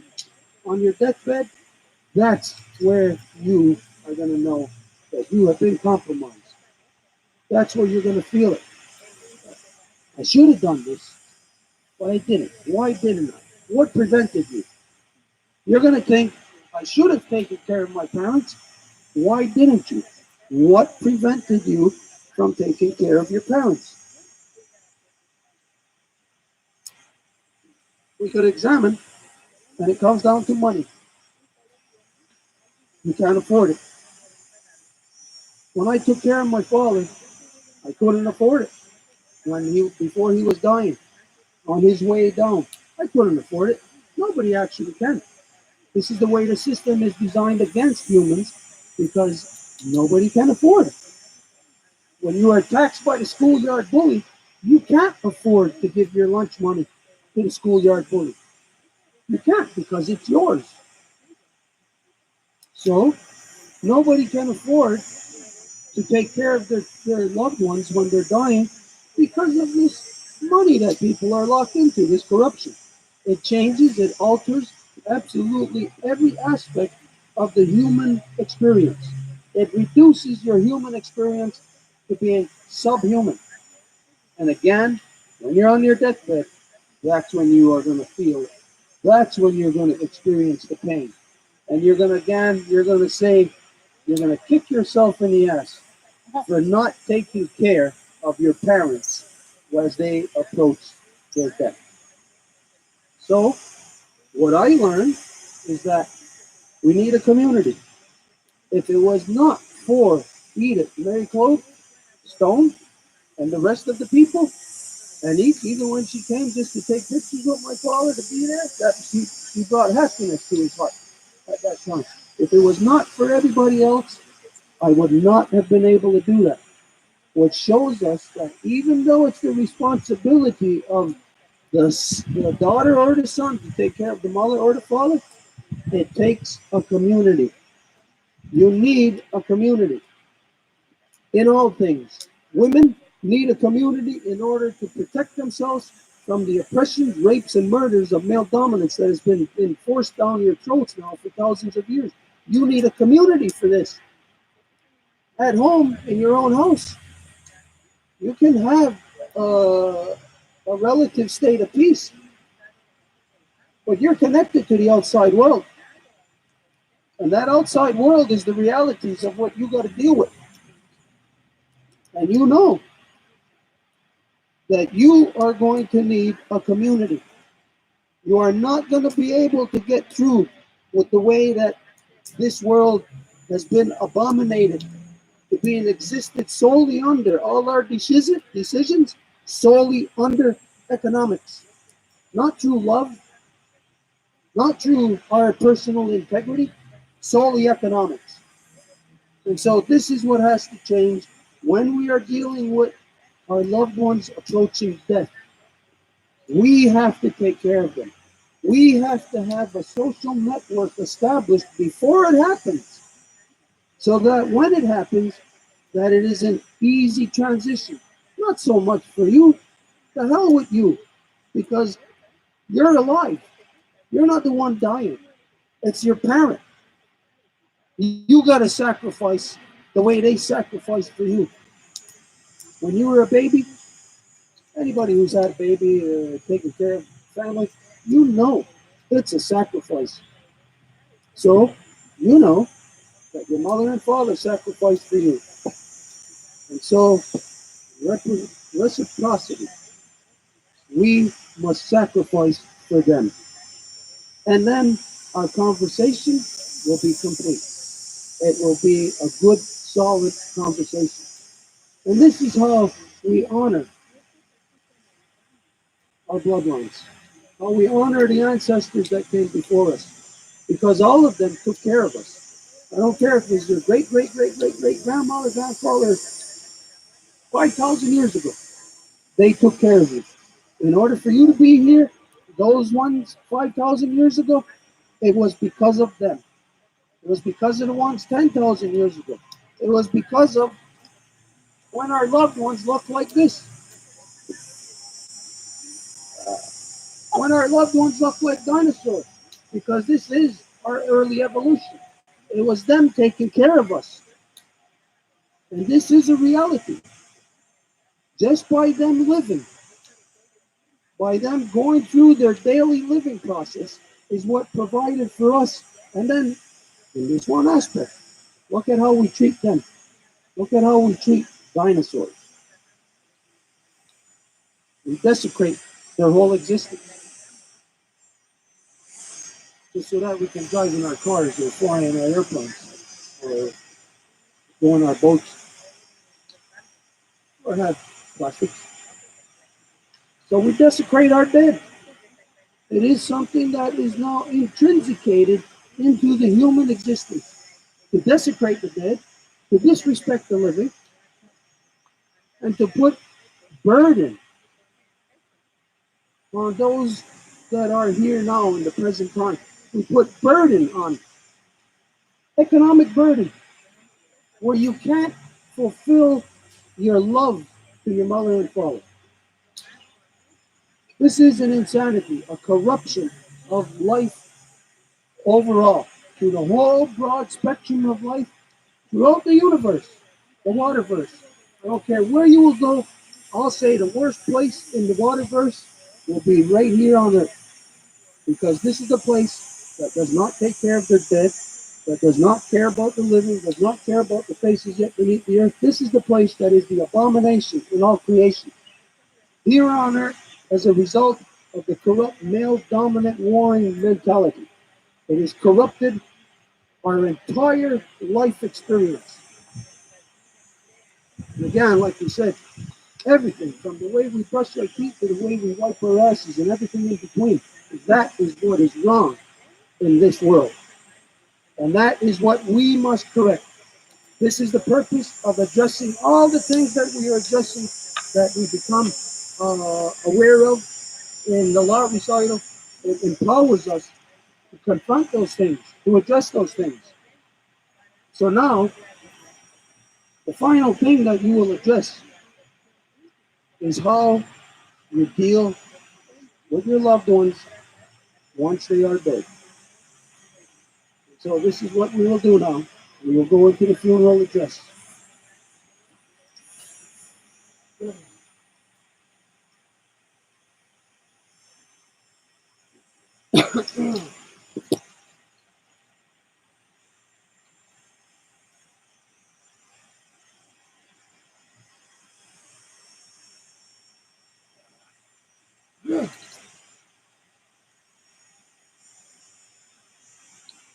So no more preserving your dead. No more formaldehyde. No more. Oops. No more poisoning your dead. No more formaldehyde. No more embalming fluid. This means you're dead, as according to law, your dead has to be buried within 1 day. Like my father, he died overnight or in the morning. We don't know because he died in his sleep. But we become aware of it in the morning. He has to be buried before the sun sets. And this is what we done for my father. So this is the way it is supposed to be. You're not supposed to leave a body around decaying, because not only does it become a health issue, but it becomes a psychological issue. Because once you see these things happening and you're you're exposed to a body, your loved one, for 3 days, 3 nights in a row, and your suffering, your sorrow is just repetitive, it drives a person crazy. And so this whole industry of the funeral homes and that, it's part and parcel to the psychological problems, the psychosis that is plaguing all so-called first world countries. That all first world countries like Britain, France, Germany, United States, Canada, all have the highest rate of mental illness in the world. Why is it? Because of every part of our human aspect, like we said, from the way you brush your teeth to the way you wipe your ass and everything in between. That includes the way we deal with our dead. So the way we deal with our dead causes psychological trauma upon the people who are the adults. It causes a deeper psychological trauma upon the children. And this is how that psychological trauma becomes repetitive, because we expose our children to it. We show them the corruption, and they will do exactly what we show them. Okay, so we're going to go in. If there's anybody has anything to say on any of this, then okay, we're going in the circle. You know that it's going in the circle.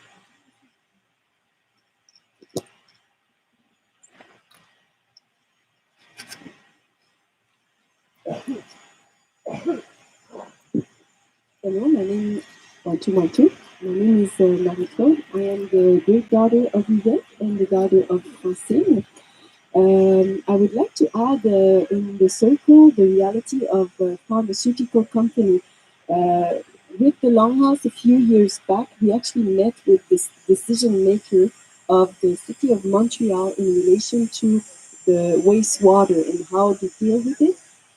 What was found there completely shocked me because it's not just the problem of pharmaceutical. We talked about insulin price that is rising to levels that people cannot afford them. We also know that hemp and cannabis is an amazing medicine. It was experimented right here in this house with our elder that benefited from that, and we know it can help pretty much all health problem of the planet. Cannabis can do that. We had a direct experience with that. I never really talked about it before. This was observed directly from me. I didn't know anyone that experimented it in my direct contact, so I wasn't speaking about it. But now that I experimented directly, this is something that everybody should look into. That's one thing I wanted to share. Also, in relation to when the pharmaceutical product ends up in the water, it was told to us. I think they now implemented, probably this year was the first year they implemented osmosis, which actually get rid of some of those pharmaceutical products. But if you know about the water process, how it gets purified and cleaned, you will know that you need a solution for each chemical product that ends up in our water. It's practically impossible to know if you think about pharmaceutical, if you also think about how they de-ice the wings of planes, all of this somehow will end up in our water. But concerning pharmaceutical precisely, we will confirm that if today I would have to look it up, I know it's very recent that they might have implemented osmosis in the city of Montreal. So that means that all pharmaceutical product before that ended up in the water, in the St. Lawrence River.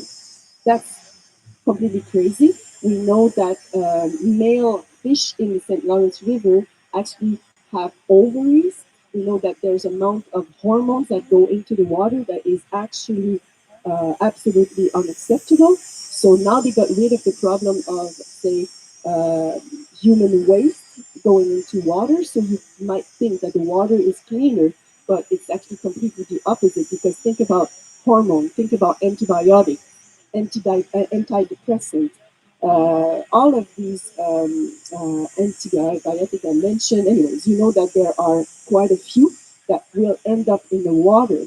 And so I wanted to share this, linking to something that preoccupies me a lot. You know, I did mention in ceremony this, but say the people that feel that they have a confusion with their gender. It is known that it's not even addressed in the hormonal level of the water that is, the person is being exposed to. So, say a child is drinking the water from St. Lawrence River a few years back. Well, it could explain very well that you have then sort of a gender issue. I think, just objectively speaking, and I was shocked to see that this was not even brought on the table to in the evaluation of that child or adult that might feel this.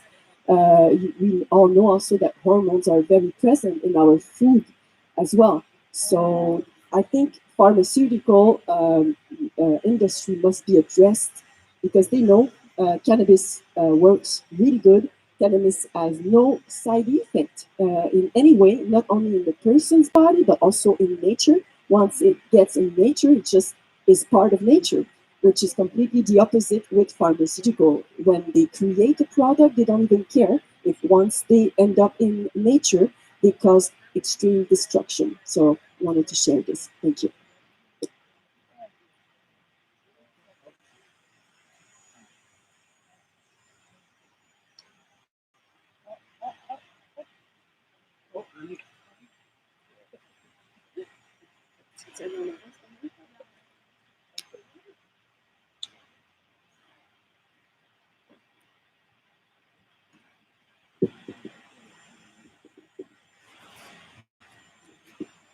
Wow, you had good points there, Marie. To talk about the circle of life, we are born, we die. It's like nature. It's like trees. We have seasons here, 4 seasons. So for me, every year when in October when the gardens die, I feel like I'm gonna die. It's when we watch nature, that's how we learn. And death is the same thing.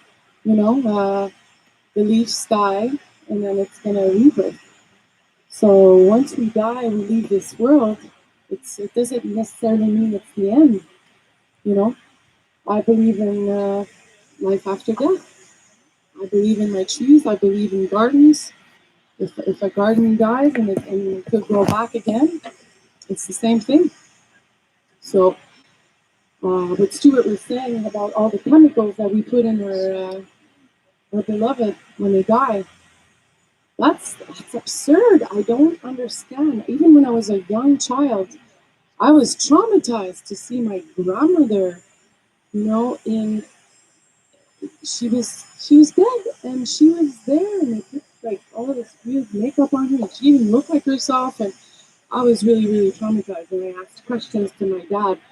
I understood that a body can rot like a fruit on the table or, like we're compost. We are compost to Mother Nature. So if we put chemicals into the, the dead bodies, that goes into our Mother Earth, it goes into the ground. What kind of love do we give our Mother Nature when we put chemicals into our loved ones and then that chemical goes into our Mother Earth? It makes no sense. It makes no sense. It's like people now, they put chemicals in their gardens. Pesticides, GMO grains. What is that? Like, that's not life. We understand now that it's male dominance. It's all money and it's part of their plan. But, if we really want to, stay human and be human again, because we've been transformed into something like a whole chain industry, we got to get back to the roots, you know? I really appreciate that I met these really amazing people this summer that does farming, and I was working for them, and we were selling medicine, herbs, and vegetables that are non-GMO grains and no pesticides. Very proud, that I was part of this wonderful team. And we even have some of those seeds, and we have some of those vegetables here with our corn gardens in the Three Sisters. So I think it's something to take in consideration, of everything that we do, as much as taking care of not using plastic, of everything that we consume when we eat. It's also what we put in the ground, because everything grows again. So, yeah, that's really something that everybody has to take in consideration of their beloved, of what we put back in the ground. So, for example, my grandmother was, my other grandmother died at 96. She was really healthy. She used to eat 10 vegetables a day. She would have been an amazing compost in my garden. I wish, I could have been able to do that. But she knew that she didn't want to have all those chemicals inside of her body, even though she comes from, you know, another generation. She wanted to get incinerated. She wanted to be burnt. As soon as she died, she wanted to be burnt as soon as possible. She understood that she needed to, you know, her physical body needed to leave before sunset. So we made everything possible for her to be incinerated. Now is a that's another story. That was another hard task, and I got really mad, and I got really like I don't get aggressive very easily, but I got really upset because you can't do it so early. It takes time, and I said no. My grandmother needs to, you know, get right before sunset, and then we did that very quickly. But it was not an easy task, and plus I wasn't alone. I had my cousins and my uncle that wanted to have a saying in all of this, and they thought I was crazy. They didn't understand what was the emergency of having this done so soon. And that was a wish of my grandmother that she didn't write on paper, but it was something it was between me and her that I had to convince my uncle and my cousins that that was her wish, And I didn't want to get too much into like the teaching. My family has a lot of macho ego. Yeah, it's not getting. That's another subject, but it was not an easy task to convince them that that needed to be done. So I had to really, be strong on that one for my grandmother. So, anyways, I just wanted to share that with you, and let's continue. Oh.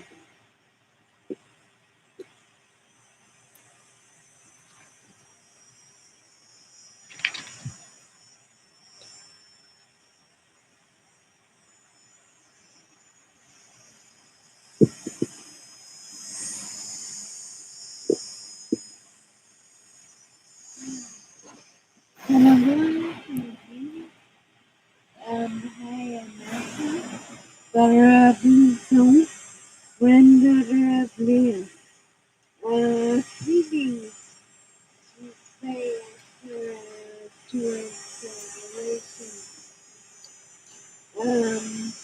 one thing that got to my mind.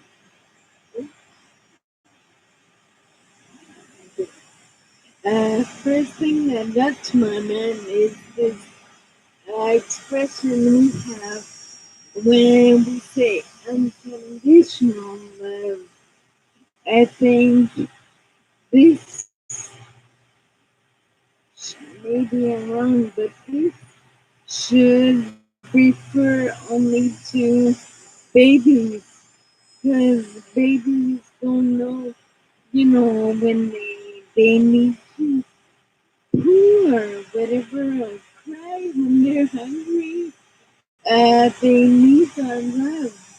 But I think when we get older, we need the love, discipline, and parents' judgment over us. And that should also apply to us in our relationship when we're adults, because then if we are looking for unconditional love is to say that we're looking for a husband, boyfriend that will comply, that will go along with whatever we do. And also that is also talking about how we cannot go through cycles, normal cycles.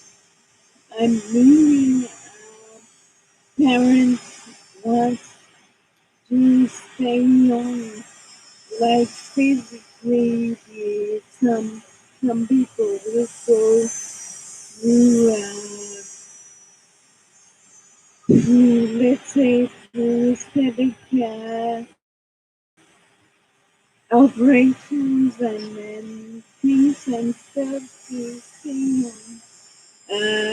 To, so adults won't let go of the baby, so they will hold on to that phase of their life even if they grow older.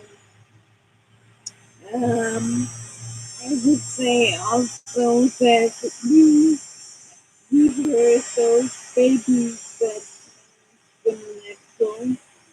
So when they're old, we cannot let them go too. Um, when, let's say, for example, my brother died and we have to bury him in good life. We're expecting him to go through whatever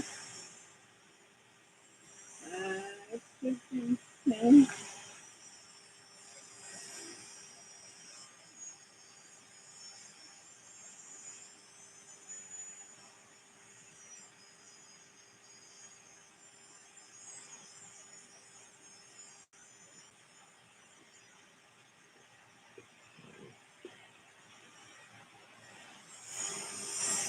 Ooh,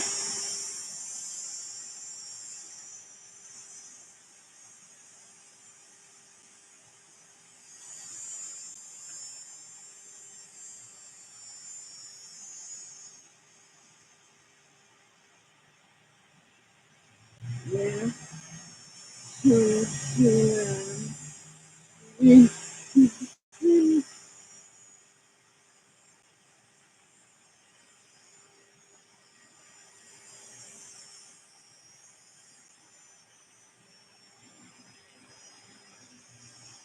so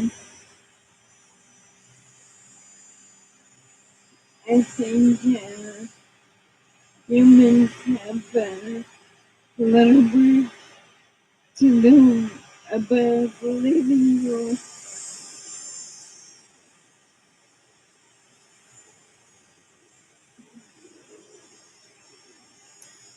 and the last thing I wanted to say about that, living your part or the way we deal with the ones that are now difficult.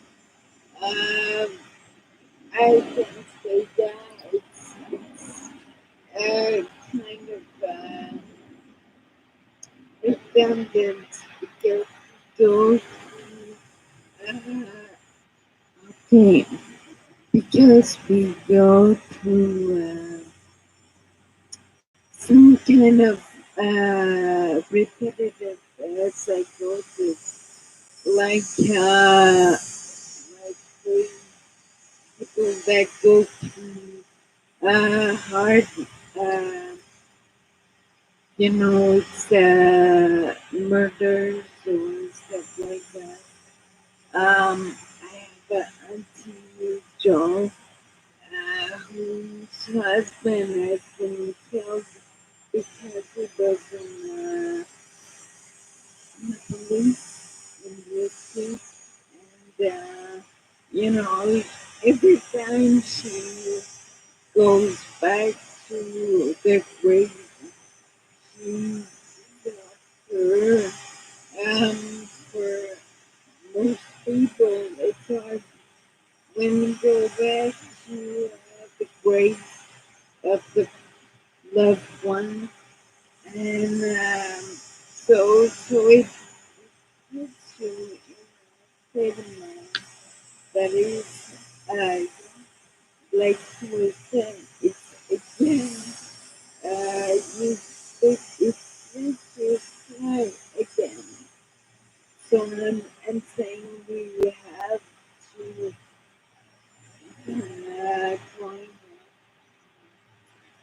parents have a long way to go to letting go even the babies and letting go the elders, and because we are facing a temporality problem, I think.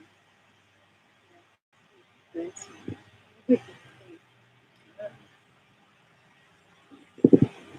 Yeah, exactly. What I wanted to say is related with what you just finished to say. Temporality problem, I think it's a nice expression. We're facing a temporality problem. Because I think that one of the biggest problem to face for the people to face death of their loved ones is that, like the example you talked about going to Disneyland, is that the most of the people don't believe that there's a funny thing after. I mean, that they don't believe that after we die, there is something, and that something is beautiful. And I think it's one of the biggest thing that to not believe that don't help us to face the transition. And so, um, yeah, I think it's the relationship with the invisible in the non-native world, or sometimes also in the native world of today. I mean, um, the fact that we have broken this relationship uh, makes us in such other ways to find the happiness in whatever happens to our loved ones, and living the transition in a good way. So temporality or space, all the things that are invisible, I think it's related with that also.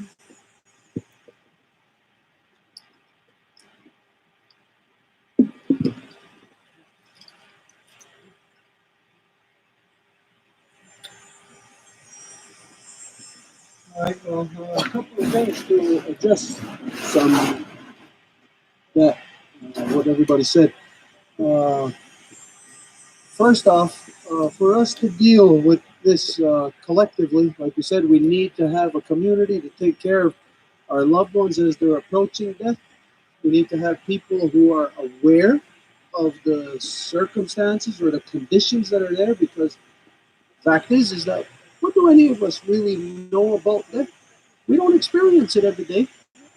We don't have people dying every day in our families to know. Well, today we dealt with a death. Okay, so tomorrow when another person dies, we're going to know what to do. It's not like that in our lives. Most of us never experience death. A lot of people never even seen a dead person until they're in their 40s or 50s.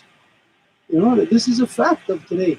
So we need to have people who are aware of these things as a support group, as an extension of our family, who can assist us, who can be there at our aid, not 10 days after or a year after, but right there at the flashpoint. And you know what? That means that we have to have that set up and established way in advance, because when you're going to die, your loved ones are going to die, it's not set at, okay, at 6 o'clock, this person is going to pass. So, okay, you have 6 hours to prepare. You don't know. It'll be right now. It'll be 10 minutes from now when it'll happen. So we have to have these support groups, our extended community, our extended family established in advance. And for this, I will say that we had, because of what happened, the circumstances around my father and how we had to deal with that, we came into contact with a group of people who are wanting to change the laws so that they can do exactly what I was able to do for my father. Now, this group is called Death Care Quebec. We were contacted by a main contact. Sorry about that, Joe. You know, a lot of people contacting. We got a lot of communication, so it's hard to remember everybody right off the top of my head. Of course, that's why we have a community, an extended family. Anyways, there's an organization out there here in so-called Quebec that is dealing with that, that is addressing this. So if you are in Quebec, then I would say look up this Death Care Quebec. Again, the guy's name that contacted us, his name is David Hiscott. Joe Hiscott. Yeah. Anyways, if you are here in Quebec, contact that organization and then start to learn, I mean, about what you can do, how you can assist. Because just think about this. If you didn't take care of your elders already, your parents, if they're already gone from this world, like we said, there will be no one there to take care of you. So if this is your conditions, you better start reaching out now and make these connections with people who may be able to help you. I'm not going to say once you're dead that these people are going to come to do the job that your loved ones should do. No, but it may make things a lot easier for you to know how to plan. So, Death Care Quebec. I don't know if there is similar organizations also like throughout around the world.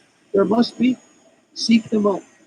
If I'm sure that this Death Care Quebec probably has links or connections to other organizations like that, seek them out. If it's through Death Care Quebec, then ask them about any links or whatever. If you're in so-called British Columbia, if you're in Mexico, anyways, start to make these connections so that you, when the time comes, that you won't have to be scrambling to in your final days to try to do something that that you probably will not be able to accomplish once you're there in your final days.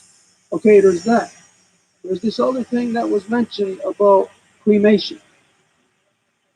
Today, cremation is the option that everybody's being pushed to. You know, cremation wasn't such a big thing in the past. You know, there was some people who buried their dead. Buried their dead. I mean, burnt their dead. Sorry. But the majority of the world all basically had the same practice. If somebody dies, what do you do with them? You're not going to put them in a tree. You're not going to leave them outside. Everybody knows. Common practice. You bury them somehow. Either you dig a hole, or else you just put them there. You cover them with rocks, whatever. But this has been a common practice for us. So it's only recent of cremation, where it is on a large level now, large scale, where anybody, anytime, can go for cremation.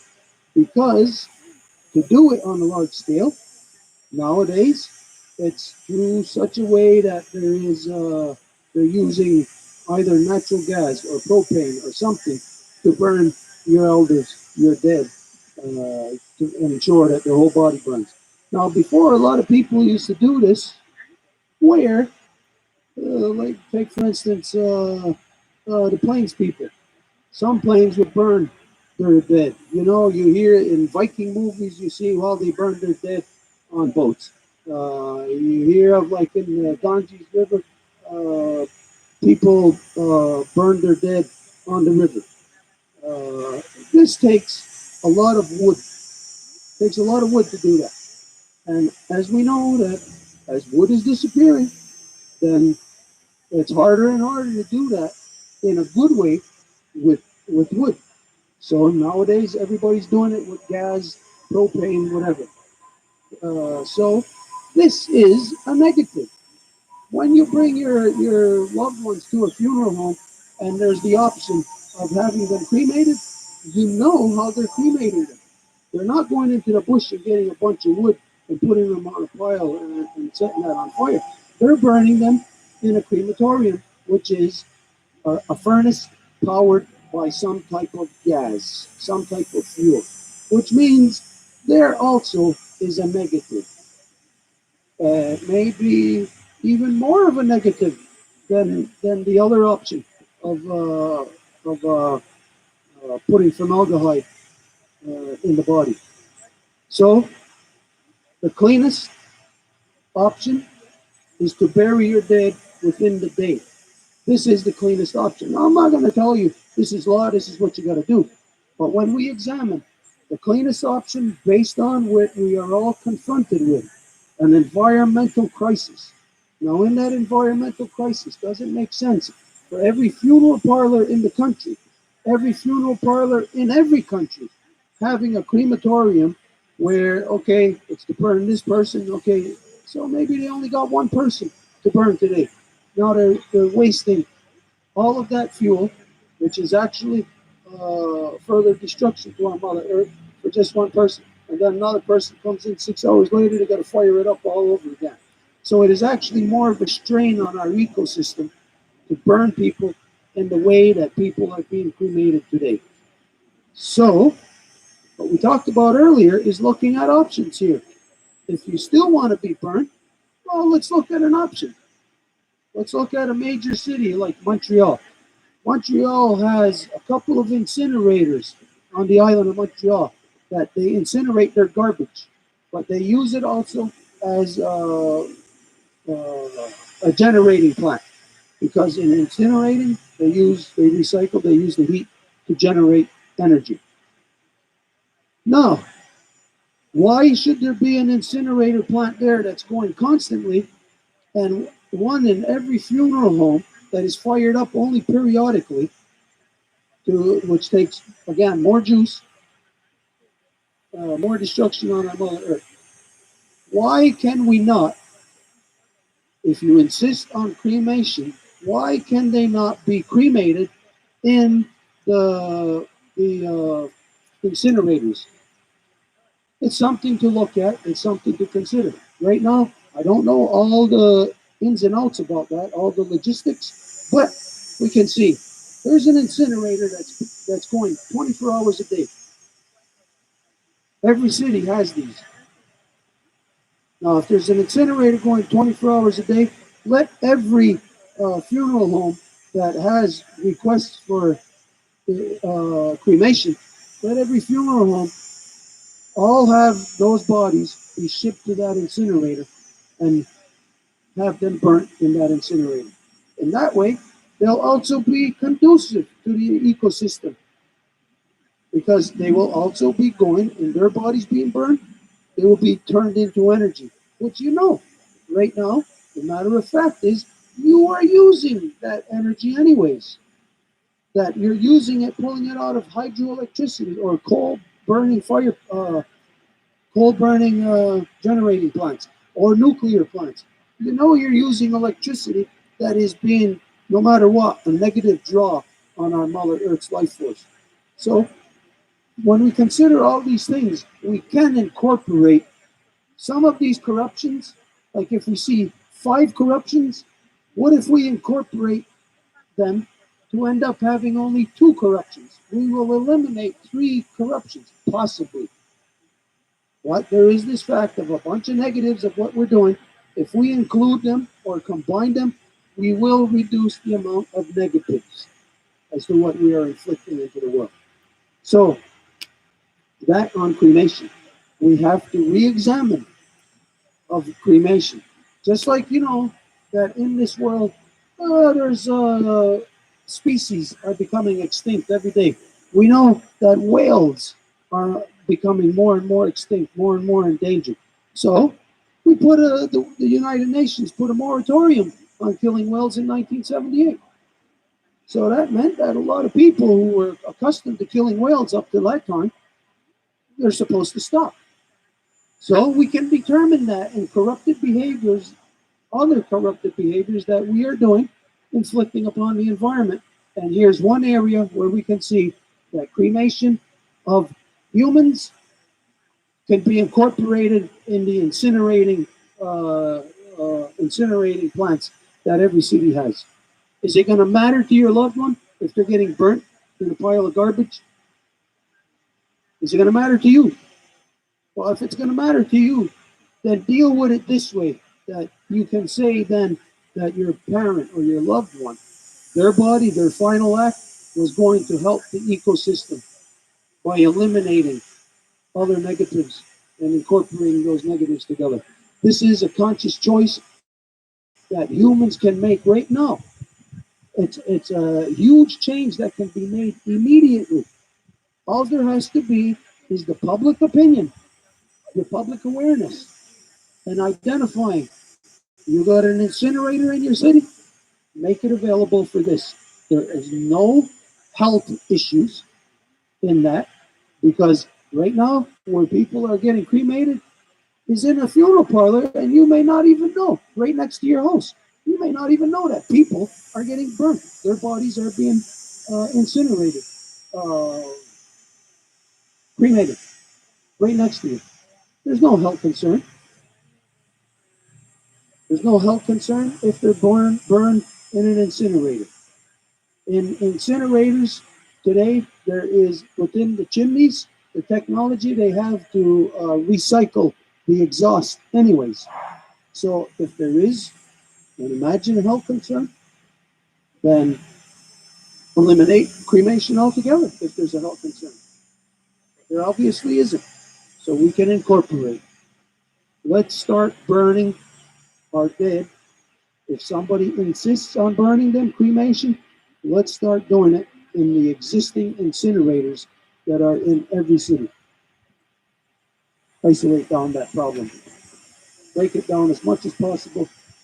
You remove, as anybody knows, any engineer knows, that the more moving parts you have in a machine, the more chance that you have of breakage, of breaking down. The more moving parts, the more maintenance you need. So, just like bottom line, you're running a business, you have to streamline. So it's time that humans start streamlining on these levels. Okay, yeah, I guess that's about it. We'll go now. What time is it now? Is it lunchtime? 12:30. 12:30. We might as well go to lunch before we get into the actual Ornagoras. We only have approximately 10 or 12 Ornagoras left, and that's going to go pretty fast. So, okay, we'll break for lunch. You know, everybody knows it's generally an hour and a half, so approximately an hour and a half break. So, something happened to Facebook. Let's see.